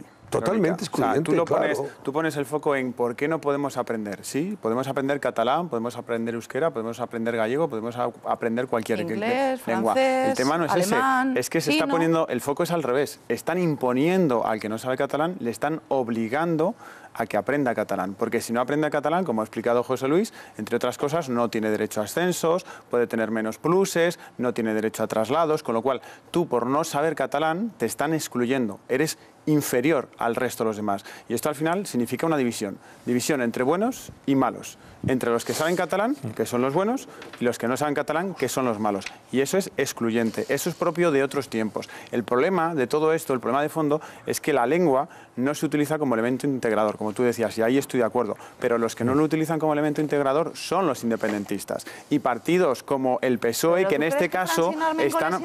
No, yo creo que Francina Armengol no es independentista, pero ejerce como una presidenta de una comunidad autónoma independentista cuando pacta con los independentistas y prefiere pactar con ellos o hacer este tipo de leyes a pactar con otros partidos. Dentro de un año, Verónica, va a haber elecciones. El tema de la lengua, que lo llevemos a que Francina, por pactar partidos soberanistas, es independentista, vamos, yo eso no estoy de acuerdo, vamos, en absoluto de acuerdo. Están haciendo políticas de izquierdas. Y es cierto que no, eso no es de izquierdas. Esto es una política excluyente. Esto es una política de fomento lingüístico en una comunidad, como el euskera en el País Vasco, el gallego en Galicia. Esto es un caballo de Troya del independentismo para colar su discurso. Yo no soy independentista, hombre. Pero Pablo pero el tema es ese. Tú lo utilizas a favor, pero a ti te obligan a hacerlo allí. Que yo creo que hay ya, en fin, información, y creo que también, pues ahí están los testimonios de aquellas personas que son las que se han manifestado, por cierto, y masivamente. No creo que estos señores lo hayan hecho por capricho, porque consideran que, en fin, que esto del catalán no tiene sentido. No, mire usted, no. Estamos hablando de algo mucho más serio, que aprender o no un idioma, que nos parece extraordinario y de una riqueza enorme, y de nuestro país que debemos de presumir, por supuesto que sí, pero que usted hágalo, hombre, con toda la naturalidad y normalidad del mundo, sin imposiciones, por favor, sin decretazos. Vamos a ver, José Luis Concejero, Bruselas, buenas noches. ¿Qué tal, Antonio? Buenas noches. Bueno, vamos a ver, que Luis de Guindos lo tenemos ya en la rampa de salida, ¿no? Hacia el Banco Central Europeo. Ahora sí, ya vicepresidente número 2 después de Draghi. Se ha retirado el irlandés. Alguien ha dicho, hombre, claro, como se ha retirado el irlandés, pues Luis de Guindos se ha cogido todas las papeletas. No, el irlandés se ha retirado cuando en el Eurogrupo los colegas del señor de Guindos y del señor irlandés, Lane, pues ha comprobado el irlandés que es que iban a apoyar mayoritariamente a Luis de Guindos, ¿no? Dice, ¿para qué? Sí, bueno, es importante recordar que las cuentas salían, al menos parcialmente, y todo apuntaba a que Luis de Guindos efectivamente iba a ser el elegido por sus colegas europeos del Eurogrupo, que son los ministros de Economía de la zona euro. Finalmente, el otro candidato, Philip Lane, ha dado un paso atrás. En cualquier caso, estaba cantado que Luis de Guindos era la persona elegida. Mañana el ECOFIN, es decir, los ministros de Economía de toda la Unión Europea, van a ratificar este nombramiento. Habrá un previo paso por el Parlamento Europeo, aunque en ningún caso es vinculante, y la decisión se tomará definitivamente el próximo 22 y 23 de marzo en una cumbre aquí en la capital comunitaria, esas cumbres en las que se reúnen los 28 jefes de Estado de Gobierno de la Unión Europea. Es importante, Antonio, sobre todo recordar que España consigue de nuevo ganar influencia, la que perdió durante los años de la crisis económica, y que pese a lo que se está diciendo, en muchos casos estamos en un cargo de capital importante. Lo siento, José Luis, tenemos problemas con el audio de tu Skype, lamentablemente. Bueno, en cualquier caso, la noticia es esa. El señor de Guindos hoy ha declarado y ha dicho esto cuando ya se ha conocido que le respaldaba el Eurogrupo y se retiraba el irlandés. Escuchen. Quiero agradecer en primer lugar el apoyo del presidente del Gobierno. Sin su apoyo esto no hubiera sido posible. Bueno, yo ahora en cuanto vuelva hablaré con el presidente de Gobierno, pero en los próximos días yo presentaré ya mi dimisión. Será una cuestión de días. El señor de Guindos parece que tiene mucha prisa en largarse, en dejar el gobierno, pero a ver si Rajoy tiene la misma. Rajoy esta noche ha sugerido que no está por la labor, ¿no? Dice, cuando se ha nombrado. Cuando se ha nombrado, claro. Sí. Cuando se ha nombrado. Hombre, dado que uno de sus puntos débiles en la elección era precisamente su condición política, es bueno que se vaya cuanto antes porque representa a España, pero va a formar parte de un organismo comunitario que es el Banco Central, con lo cual es positivo que se vaya lo antes posible. Yo creo que será esta misma semana seguramente, ¿no? Al final. Pero si alguien está, yo creo que albergando, alimentando la tesis de que puede haber aquí una crisis de gobierno a raíz de esta sustitución de Luis de Guindos, yo creo que abandone toda esperanza, ¿no? Conoceremos al sucesor de Guindos, pero no parece que el presidente del Gobierno vaya a hacer ahora una remodelación aprovechando este nombramiento, que por otra parte estaba cantado. Y efectivamente el candidato irlandés, Lane, pues se ha retirado cuando ha visto que ya no tenía posibilidades, ¿no? Para él quizá se le reserve un puesto que es relevante en el Banco Central Europeo, que es el economista jefe. Esta es una posibilidad y es un puesto también muy notable dentro de y que manda mucho dentro del Banco Central Europeo. Así que yo creo que es una buena solución, y lo de Luis de Guindos, pues es que nadie dudaba que eso fuera a ser así, a pesar de que en el Parlamento Europeo el otro día pues fuera Lane el candidato que se impusiera, ¿no? Pero era, digamos, un trámite que no tenía vinculación alguna para el nombramiento final. Bueno, pues nada, sobre este asunto creo que está todo dicho. Buena noticia para España. Creo que en primer lugar nos tenemos que felicitar de volver a tener un puesto de alta representación en uno de los más importantes de toda Europa. Con lo cual, en primer lugar, buena noticia para España. Sea Guindos, hubiera sido una mujer como quería el PSOE, sea una mujer del PSOE, un político del PSOE, del partido que sea. Es un español por encima de todos y ahí no hay que mirar colores políticos. En segundo lugar, es una muy buena noticia para el propio Guindos, que lleva, yo creo que alrededor de más de un año barruntando esa posibilidad, trabajándoselo muy bien, haciendo contactos, moviendo los hilos pertinentes y al final ganándose el favor del presidente del Gobierno. Hay que recordar que Guindos, yo creo que ya en el año 2014-2015 quería dejar el Gobierno de España. Quería dejar el Gobierno de Rajoy porque le dijo al presidente del Gobierno que él había cumplido su misión, que era evitar el rescate. Y creo que como ministro de Economía ha cumplido muy bien, no ha tenido grandes polémicas, ha conseguido salvar el sistema financiero español a pesar del rescate. Todos los problemas que han tenido algunas entidades, que han sido muy gordos, se han reconducido mediante absorción de bancos más fuertes. El sistema financiero español sigue siendo de los más potentes del mundo. Tenemos algunas de las entidades más potentes de todo el planeta y eso, a pesar de lo que ha ocurrido en los últimos años, es mérito de España y en particular es mérito de Guindos, que es a quien Mariano Rajoy le encargó en el año 2012 que precisamente llevara las riendas de esto. Bueno, hablando de economía, hoy estrenamos sección de economía de bolsillo, como decimos aquí en el programa, y tendremos la oportunidad de ofrecerles a ustedes a su vez la posibilidad de bueno, pues de interesarse por aquellos temas de economía de bolsillo, la economía doméstica, que quieran, y plantear sus preguntas, sus cuestiones, sus dudas, y lo haremos a partir de los lunes. Vamos a ver, hoy planes de pensiones privados para completar la pensión pública. Bueno, pues esa es una de las preguntas que nos estamos haciendo y sobre la que responderemos. Vean.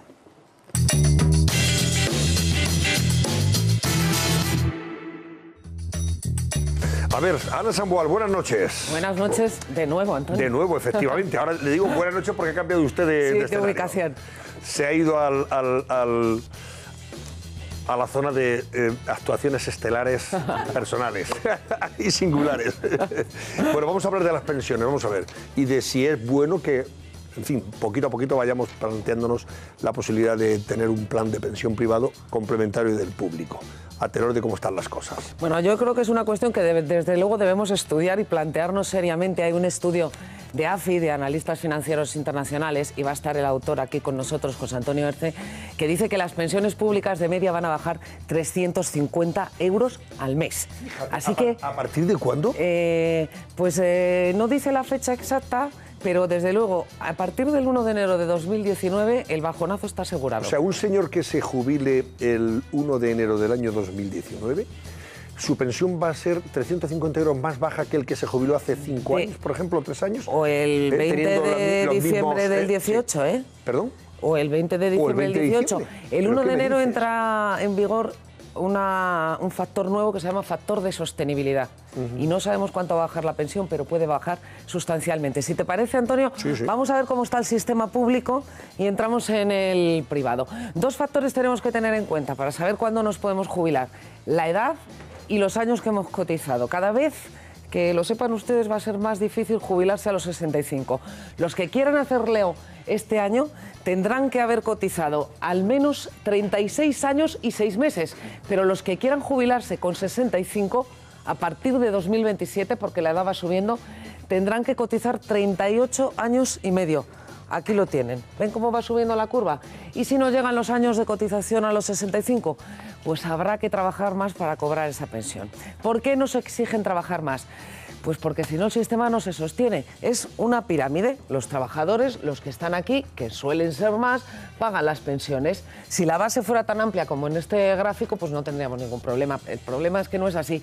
La esperanza de vida ha aumentado, cada vez vivimos más, cada vez nacen menos niños y la pirámide ya no es una pirámide, se va invirtiendo. Demográficamente el sistema no es sostenible.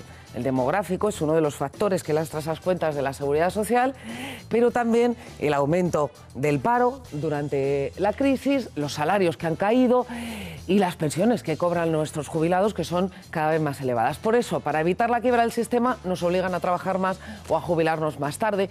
Por eso, las pensiones ya no suben lo que subían antes con el IPC. Estamos perdiendo poder adquisitivo, lo están perdiendo nuestros jubilados. Y a partir de 2019, 1 de enero, eso es muy importante, ténganlo en cuenta, se introduce un factor nuevo, una novedad, el factor de sostenibilidad.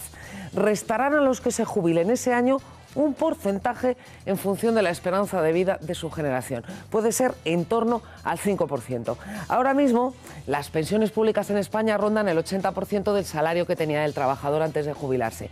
Es difícil saber cuánto van a llegar a caer, pero para que se hagan ustedes una idea, la media de los países de la OCDE es un 52%. Podemos calcular nuestra pensión con el sistema tal y como está en estos momentos en la web de la Seguridad Social. Es seg-social.es. Ahí tienen un calculador de pensiones. ¿Qué podemos hacer si baja la pensión pública para mantener el nivel de vida? Pues para la gran mayoría de los españoles, para una gran parte, la mejor pensión es su vivienda, de eso no cabe duda.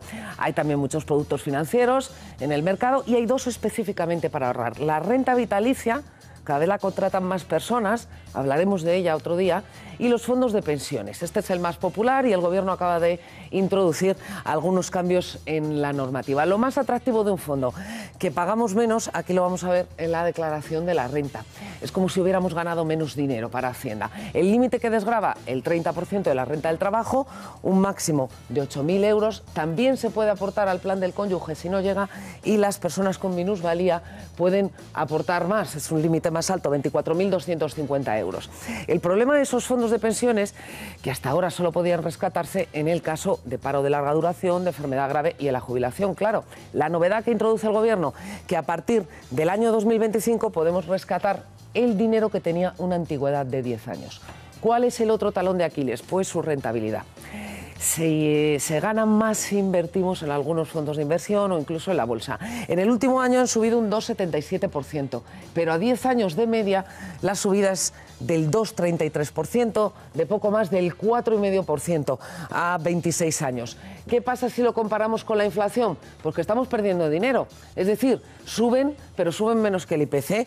Por ejemplo, el año pasado los precios subieron un 1,1%, los fondos un 2,77%, pero a 5 años va mejor, a 10 años 2,33% subieron. Antonio, los fondos de pensiones y mira la inflación, 16,7%. Todo esto es lo que hemos perdido de poder adquisitivo. Y ya no te digo a 20 años, que la inflación subió más de un 45%.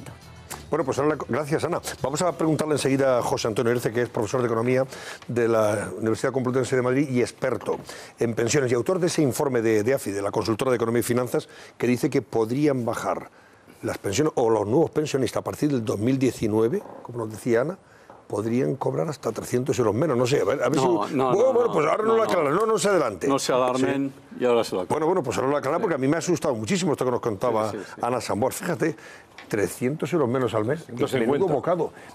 Vaya pedazo de palo que te pueden pegar. Vamos, te dejan a la luna de Valencia, nunca mejor dicho. Volvemos enseguida, hasta ahora mismo.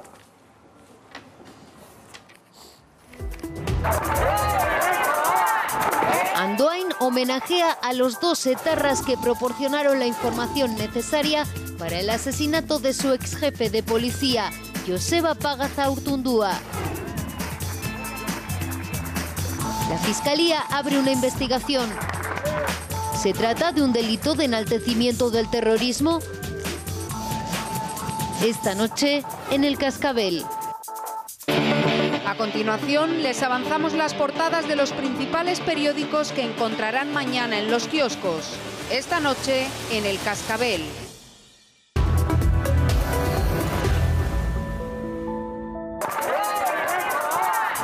Andoain homenajea a los 2 etarras que proporcionaron la información necesaria para el asesinato de su ex jefe de policía, Joseba Pagazaurtundúa.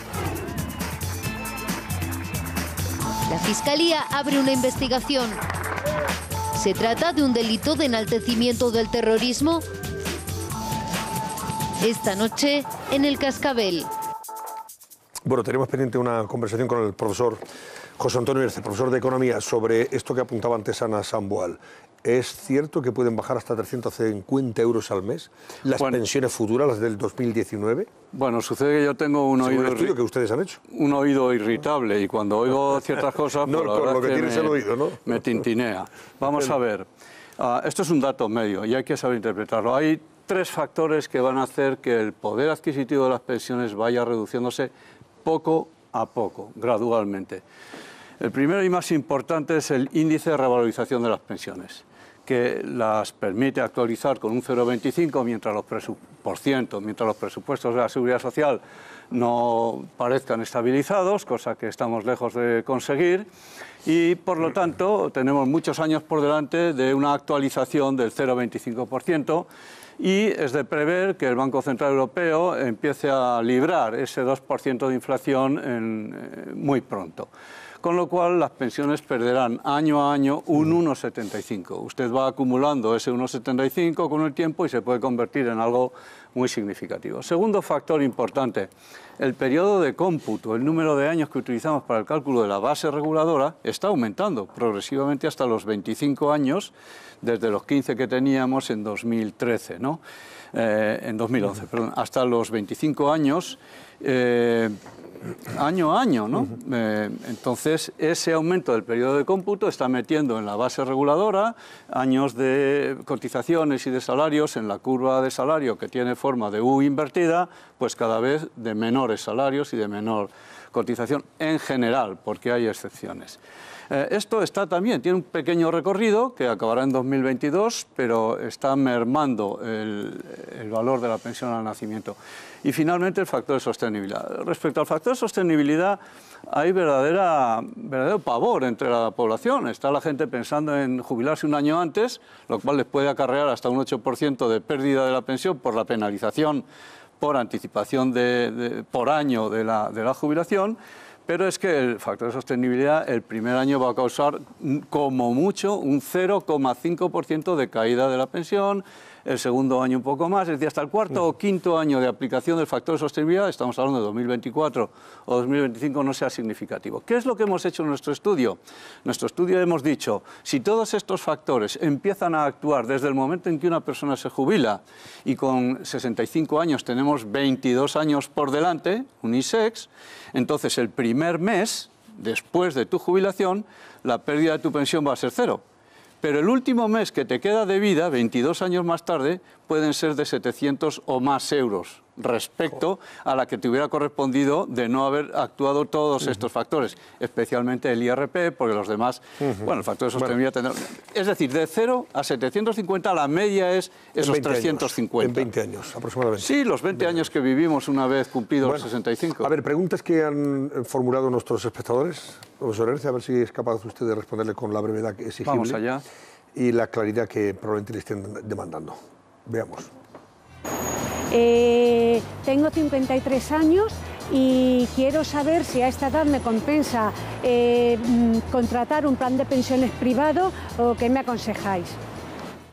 ¿Qué le aconseja? Vamos a ver, un plan de pensiones privado hay que contratarlo a una edad mucho más temprana, ¿no? Pero nunca es tarde, no solamente para aportar a un plan de pensiones, a un fondo que se va acumulando, sino sobre todo para pensar cómo aplicaría yo el ahorro que ya tengo, porque los españoles ahorramos muchísimo, pero mal, ahorramos en forma de ladrillos. La cuota hipotecaria, cada mes que la pagamos, tiene una entrada en vena en el ahorro que hacemos, ¿no? Ahorramos lo que se puede. A esa edad, no, se ahorra mucho.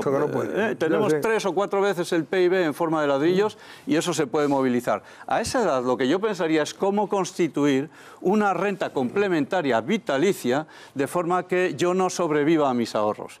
Que eso es lo que más ansiedad causa a las personas a partir de una cierta edad. ¿Pero usted le aconseja en todo un plan de pensiones, sí o no? ¿Qué es lo que quiere saber? No, le aconsejo que ordene su patrimonio, que seguro que lo tiene, que piense cómo lo puede complementar con ahorro adicional hasta el momento en que tenga previsto jubilarse y cómo luego puede convertir ese patrimonio, el que haya logrado acumular mientras tanto y el que ya tuviera en forma de vivienda, por ejemplo, cómo puede convertirlo en una renta vitalicia.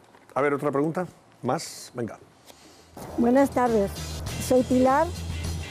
Estuve 20 años trabajando de ama de casa y ahora llevo 10 trabajando en una empresa por contrato. Y me quiero jubilar. ¿Cómo puedo justificar esos 20 años de ama de casa? ¿Y a qué edad me puedo jubilar? Por favor, ¿me lo pueden explicar? Pues eso.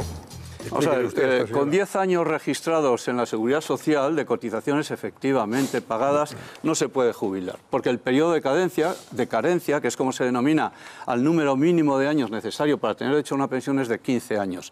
20 años de ama de casa, claro, yo no sé exactamente si es 20 años de ama de casa o 20 años como empleada de hogar, de alguien que no ha cotizado por esta persona. Esto lamentablemente no tiene solución y no es el momento de arreglarlo ahora mismo, lamentablemente. Hacen falta 15 años como mínimo para poder reclamar una pensión contributiva. Profesor Erce, muchísimas gracias y muy buenas noches. Buenas noches. Bueno, nos deja usted un poquito más tranquilos, pero no se crea que sin desasosiego. Eso de perder 700 euros en 20 años al mes... Bueno, eso se puede compensar con una renta vitalicia. Eran 350 de media. No, el último mes, de 0 a 750. De 0 a 750. Gracias, profesor Erce. Portada de los periódicos. Vean ustedes la portada de ABC. Se la dedica ABC a Luis de Guindos. El gobierno logra colocar a Luis de Guindos en el Banco Central Europeo. Es el titular de ABC. A ver si podemos ver esa portada. Ahí está. Ocupar la vicepresidencia de la Autoridad Monetaria y España volverá 6 años después al núcleo duro de decisión de la política financiera europea. En su portada 2 de titulares, ABC también comenta que Rovira que es la número 2 de Esquerra Republicana, traiciona a Puigdemont y dice que se negó a parar la violencia del 1 de octubre. La líder de Esquerra se desmarca del golpe ante el Tribunal Supremo y sale libre confianza. El secesionismo pendiente de si Anna Gabriel, de la CUP, va a declarar mañana, o sea, el miércoles, ante Llarena o se queda en Suiza. Esa es la gran duda que hay. También destaca que el PP pide eliminar del memorial de la Almudena a los 335 chequistas, que quiere homenajear a Carmena, que el Partido Popular quiere que Hacienda investigue las cuentas de Ciudadanos. Registró ayer el PP una nueva propuesta en el Congreso para solicitar al Tribunal de Cuentas que envíe a Hacienda las irregularidades que detectó en las cuentas de Ciudadanos. ¿Esto tiene futuro? ¿Esto que pide? Pues, ¿cómo lo veis? Vamos a ver, cuando una cosa está en el Tribunal de Cuentas es porque el partido ha entregado los datos. Parece que es fruto de una mala contabilización y que puede haber dado a cierta malversación, pero en fin, las cantidades no son lo suficientemente significativas, por lo menos las que aparecen en el informe del Tribunal de Cuentas. Otra cosa es que el PP sospeche que puede haber más. ¿Sobre esto? Bueno, veremos, ¿no?, que si tienen algo que investigar, pues la justicia actuará.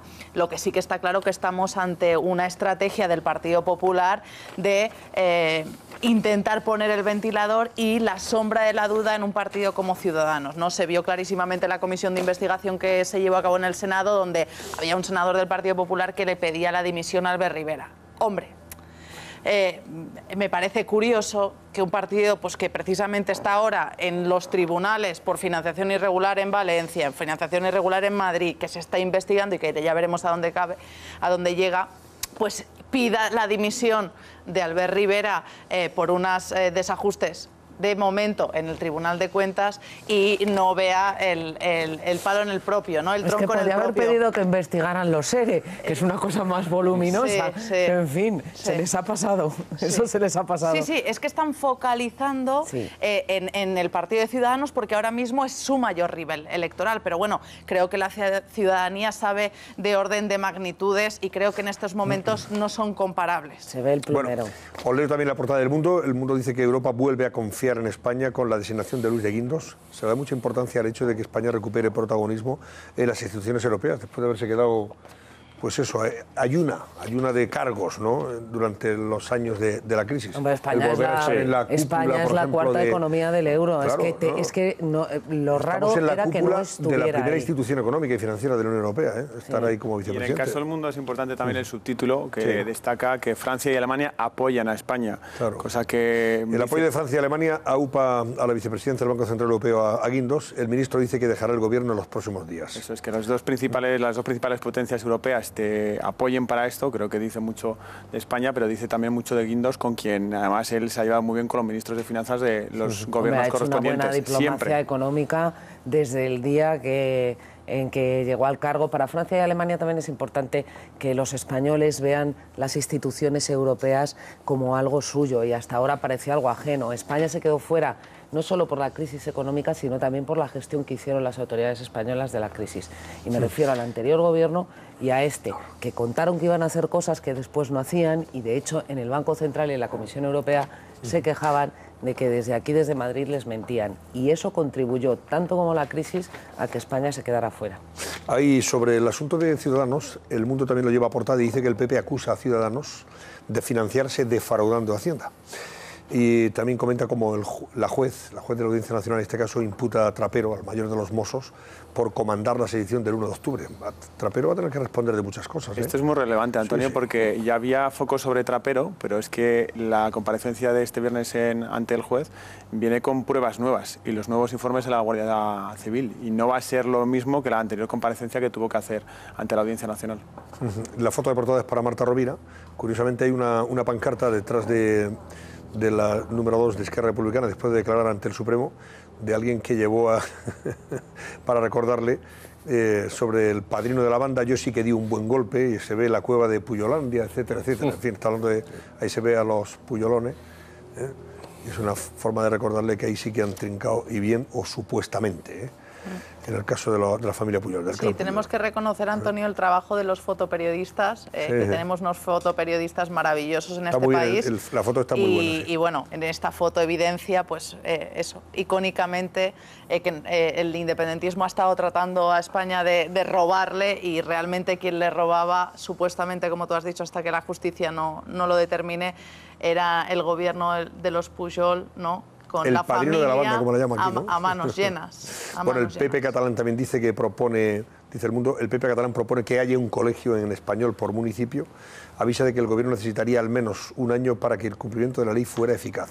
Sobre la posibilidad de que las familias que quieran puedan preinscribir a sus hijos en las matrículas de marzo para que la lengua vehicular sea el castellano a partir del próximo curso. Vamos a ver si eso se materializa o no. Pues entonces el PP está ahora volviendo para atrás, porque la última reforma legislativa del tema, acordaros que pagaban colegios privados, colegios de pago, te lo pagaban públicamente si tú querías que tu educación fuera en castellano. Era la ley Wert que garantizaba, como no podían garantizar, te lo pagaban, pero el viernes el ministro de Educación dijo una cosa y hoy la ministra de Sanidad ha dicho otra. Así que no sabemos qué va a ocurrir. El tema este es muy complicado. Oye, voy a saludar a Borja Semper, que es el portavoz del PP en el Parlamento Vasco. Borja Semper ha estado este fin de semana en Andoain, donde los proetarras han tributado un homenaje a dos etarras que acababan de salir de la cárcel. 2 años estuvieron en prisión por ser los que dieron el soplo, los que informaron a los asesinos del Ertzaina Joseba Pagazaurtundúa para que lo asesinaran. Estos son los que dieron la información. Me refiero a Iñaki Igarategui e Ignacio Otaño, y han sido recibidos poco menos que como héroes en Andoain y les han tributado un homenaje. Ya han estado dirigentes del Partido Popular Vasco y especialmente Borja Semper para afearle la conducta a todos aquellos que jalearon a los 2 terroristas. Borja, buenas noches. ¿Qué tal, Antonio? Buenas noches. Encantado de saludarle. Borja, ¿cómo estamos? Pues encantado de hablar contigo y de estar en tu programa, la verdad que sí. Hacía mucho que no hablábamos. Cuéntanos, Borja, ¿qué pasó el fin de semana en Andoain con estos 2 terroristas de ETA que acaban de salir de prisión y que les han homenajeado como si fueran héroes? Bueno, la verdad es que nosotros venimos detectando que desde el verano pasado se han producido decenas de homenajes en diferentes pueblos de Euskadi, homenajes a etarras que salen de la cárcel una vez que han cumplido su pena. Y la verdad es que nosotros creemos en el Estado de Derecho y, bueno, afrontamos con serenidad que cuando un terrorista cumple su condena, pues sale a la calle.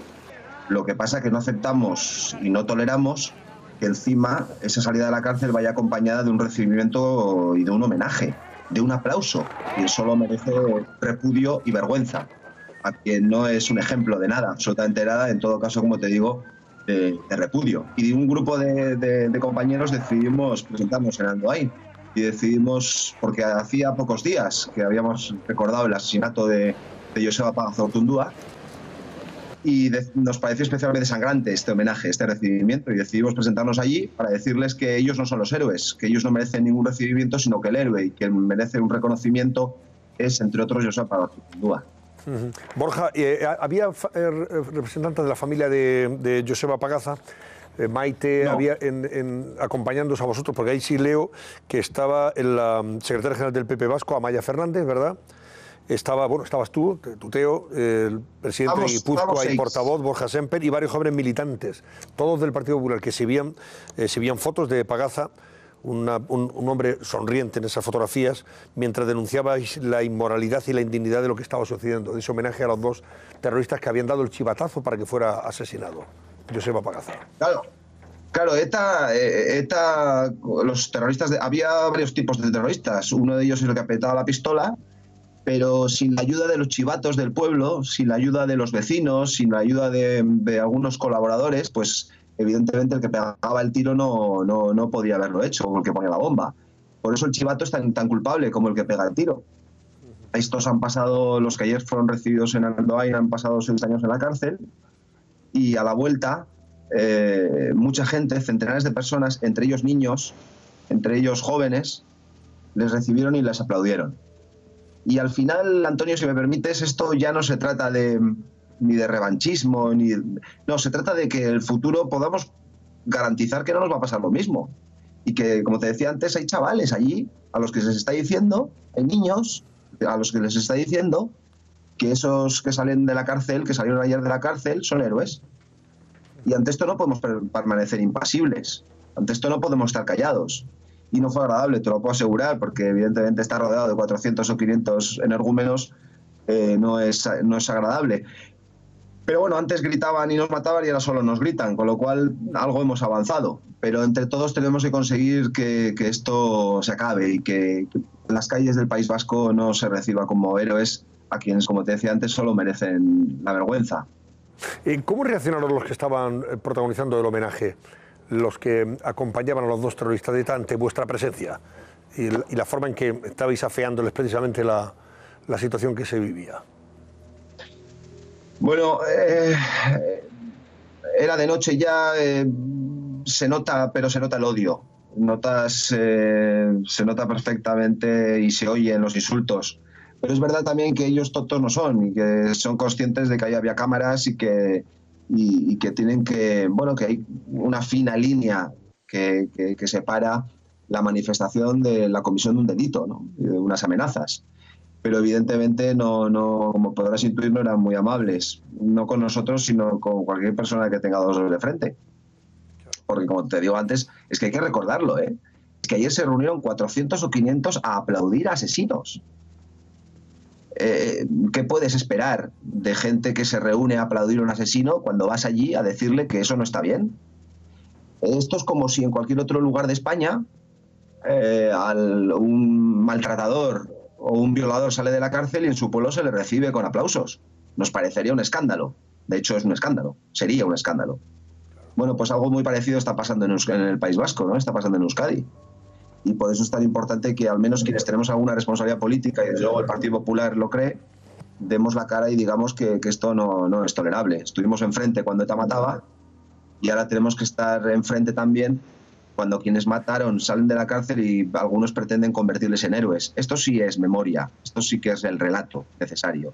Y sobre todo de dignidad, y lo que sorprende, Borja, y lo que escandaliza es que solamente estéis vosotros y que no haya más gente que realmente ponga en evidencia a estas personas que estén homenajeando a terroristas, a gente que ha hecho mucho daño a lo largo de tantos y tantos años en el País Vasco y en otras partes de España, y que solo una mínima parte de esa sociedad vasca, representada en este caso por vosotros, la gente del PP, haya tenido la dignidad efectivamente de ir a recordar a esa víctima de la que de alguna forma se estaban mofando, al enaltecer a aquellos que estaban homenajeando a los terroristas, o a dos terroristas que participaron en su asesinato. Sí. La pregunta que cabe hacerse es ¿por qué no sale todo el mundo? La inmensa mayoría que está en contra de esto, ¿por qué no sale? Bueno, yo creo que el miedo es libre y el miedo te puede condicionar o no. Hay que entender también, hay que conocer también pueblos como Andoain. No lo estoy justificando, estoy compartiendo una reflexión con vosotros. Todavía a día de hoy es muy difícil, pero lo que yo me quedo es que vamos avanzando, Antonio, de verdad. Mucha gente que me ha sorprendido, entre ayer y hoy me ha sorprendido, mucha gente que no esperaba, me ha sorprendido parándome por la calle diciéndome que qué bien lo que hemos hecho y qué necesario es. Las cosas están cambiando, como te decía antes, ETA ya no mata. Hemos conseguido derrotar a la ETA de las pistolas y ahora nos queda derrotar a la otra ETA, a la ETA del odio, el odio que ETA ha inoculado en una parte de la población vasca. Y nos queda hacer mucha apología de la democracia y apología de la convivencia, que solo se puede materializar desde el respeto a las instituciones democráticas y desde luego desde el repudio a los asesinos. Y yo estoy seguro que cada vez más gente se va a sumar también a esto. Mira, al principio de ETA éramos 4 en las manifestaciones y se fue sumando mucha más gente. Bueno, yo creo que también va a pasar algo parecido con esto. Al principio seremos pocos, pero poco a poco se irá sumando más gente y superando el miedo, ¿no? Borja Semper, muchísimas gracias. Un abrazo muy fuerte para ti y para todos los compañeros del País Vasco que bueno, pues habéis tenido ese gesto de extraordinaria dignidad, en apoyo de una víctima como Joseba Pagazaurtundía. Gracias y buenas noches. Borja Semper, portavoz del Partido Popular en el Parlamento Vasco. Bueno, ¿queréis decir algo brevemente sobre esto o sigo con a la degradación moral? Ahora, lo que no se puede decir nada. A mí me llama la atención es que solamente estuvieran ahí 4 o 5, los 4 o 5 militantes del PP y... Ha habido muchos más homenajes a etarras, desde una perspectiva de democracia... Gente que le afea a esta gente esa conducta. Cuesta entender cómo hay gente, es que ni siquiera son personas, que es capaz de salir allí a enaltecer y a dar vivas y aplausos a estos terroristas que son igual de responsables, exactamente igual que los que apretaron el gatillo. Claro, exactamente sí, esto es lo que tiene la información precisa para que... Antonio, me parece que es una fotografía de la degradación moral. Ha pasado durante décadas en el País Vasco. Sí, esto ha pasado cuando ETA mataba... No es nuevo, pero hay que seguir indignando cada vez que ocurre. Pero vamos a ver, si es la primera que está adormecida con respecto a ese tema es la sociedad española en general.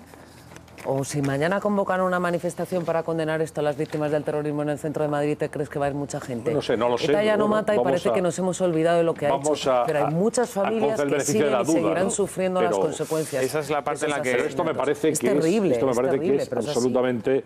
En fin, espantoso en cuanto a la fotografía, insisto, de una degradación moral de una sociedad. Yo soy un poquito más pesimista que Borja. Es verdad que no es nuevo, que ha ocurrido muchas veces, pero a mí me sigue indignando cada vez que lo veo. Sí, pero no es la sociedad vasca, ni es la de Andoain, es toda la sociedad española la que tiene que estar plantando cara a eso. Ahí yo coincido con Ana, además, cuando ETA mataba había una concienciación social más grande, porque esto salía en todos los medios de comunicación, todos le prestábamos atención, pero ahora el silencio sobre el terrorismo de ETA es generalizado. Entonces, el salir ahí como Borja Semper y otros dirigentes del PP vasco a manifestarse cara a cara contra los terroristas que se han chivado... Yo les aplaudo a ellos. Los que han salido... Yo creo que no hay mucha gente capaz de hacerlo. A plantarles cara a los asesinos. Completo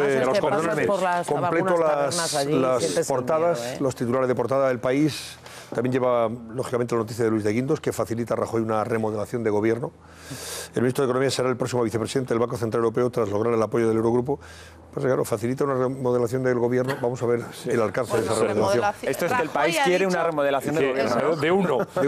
Rajoy dijo que no iba a haber crisis de gobierno, cuando que se no fue lo iba a su jefe de remodelar. gabinete, que concedió aquella entrevista al Mundo, a Crónica, ahí comentó que podría haber cambios relevantes. Sí, pero el de Moragas es un buen ejemplo, porque Moragas lo anunció antes de Navidades y Rajoy tardó un mes en nombrar a sus sustitutos, ya que se vaya preparando Guindos. Sobre la presencia de las Martas hoy en el Supremo, Rovira y Pascal reconocen que el referéndum era ilegal, así lo han reconocido ante el juez del Supremo.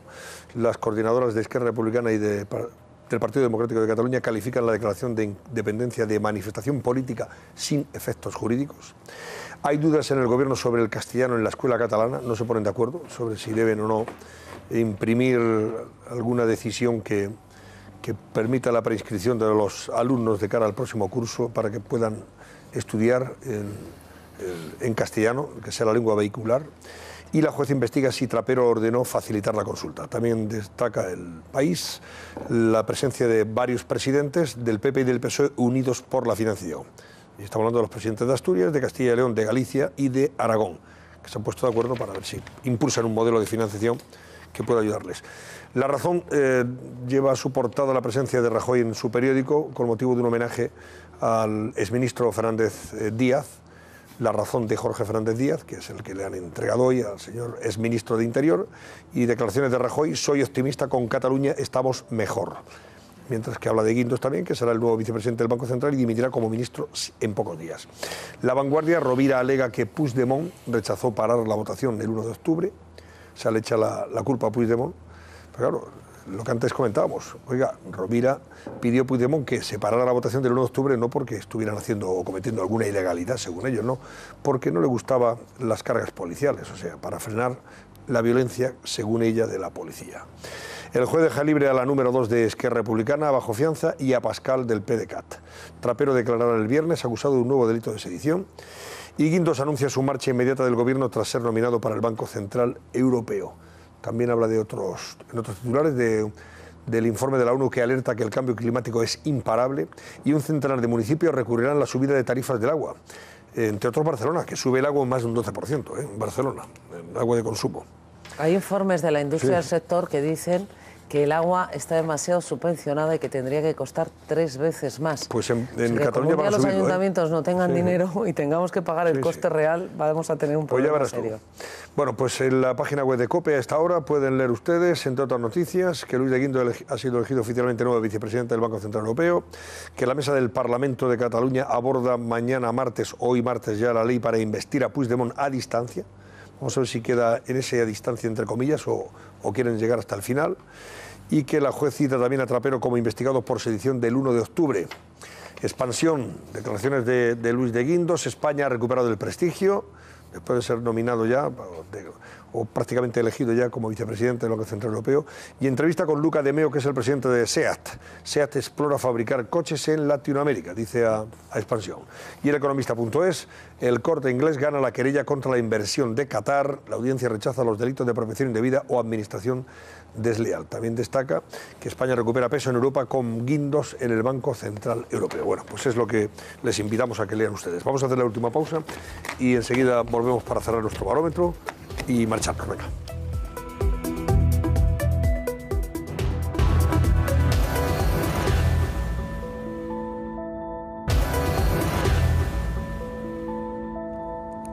Irene Azcutia, ¿qué va a ser noticia hoy martes? Pues Antonio, hablamos ya de lo que va a ser noticia y arrancamos en el Senado, donde en unas horas comparecerán como investigados el expresidente de la Generalitat, Artur Mas, y la presidenta de la Asociación de Municipios para la Independencia, Neus Lloveras, por la investigación del proceso soberanista. Además, en Barcelona, la CUP desvelará si la exdiputada Ana Gabriel regresa o no de Suiza para declarar por la misma causa ante el Supremo el próximo miércoles. Y por último, en el Congreso de los Diputados, los cabecillas de la Gürtel, Álvaro Pérez el Bigotes y Marcos Benavent, intervienen en la comisión de investigación sobre la presunta financiación ilegal del Partido Popular. Antonio.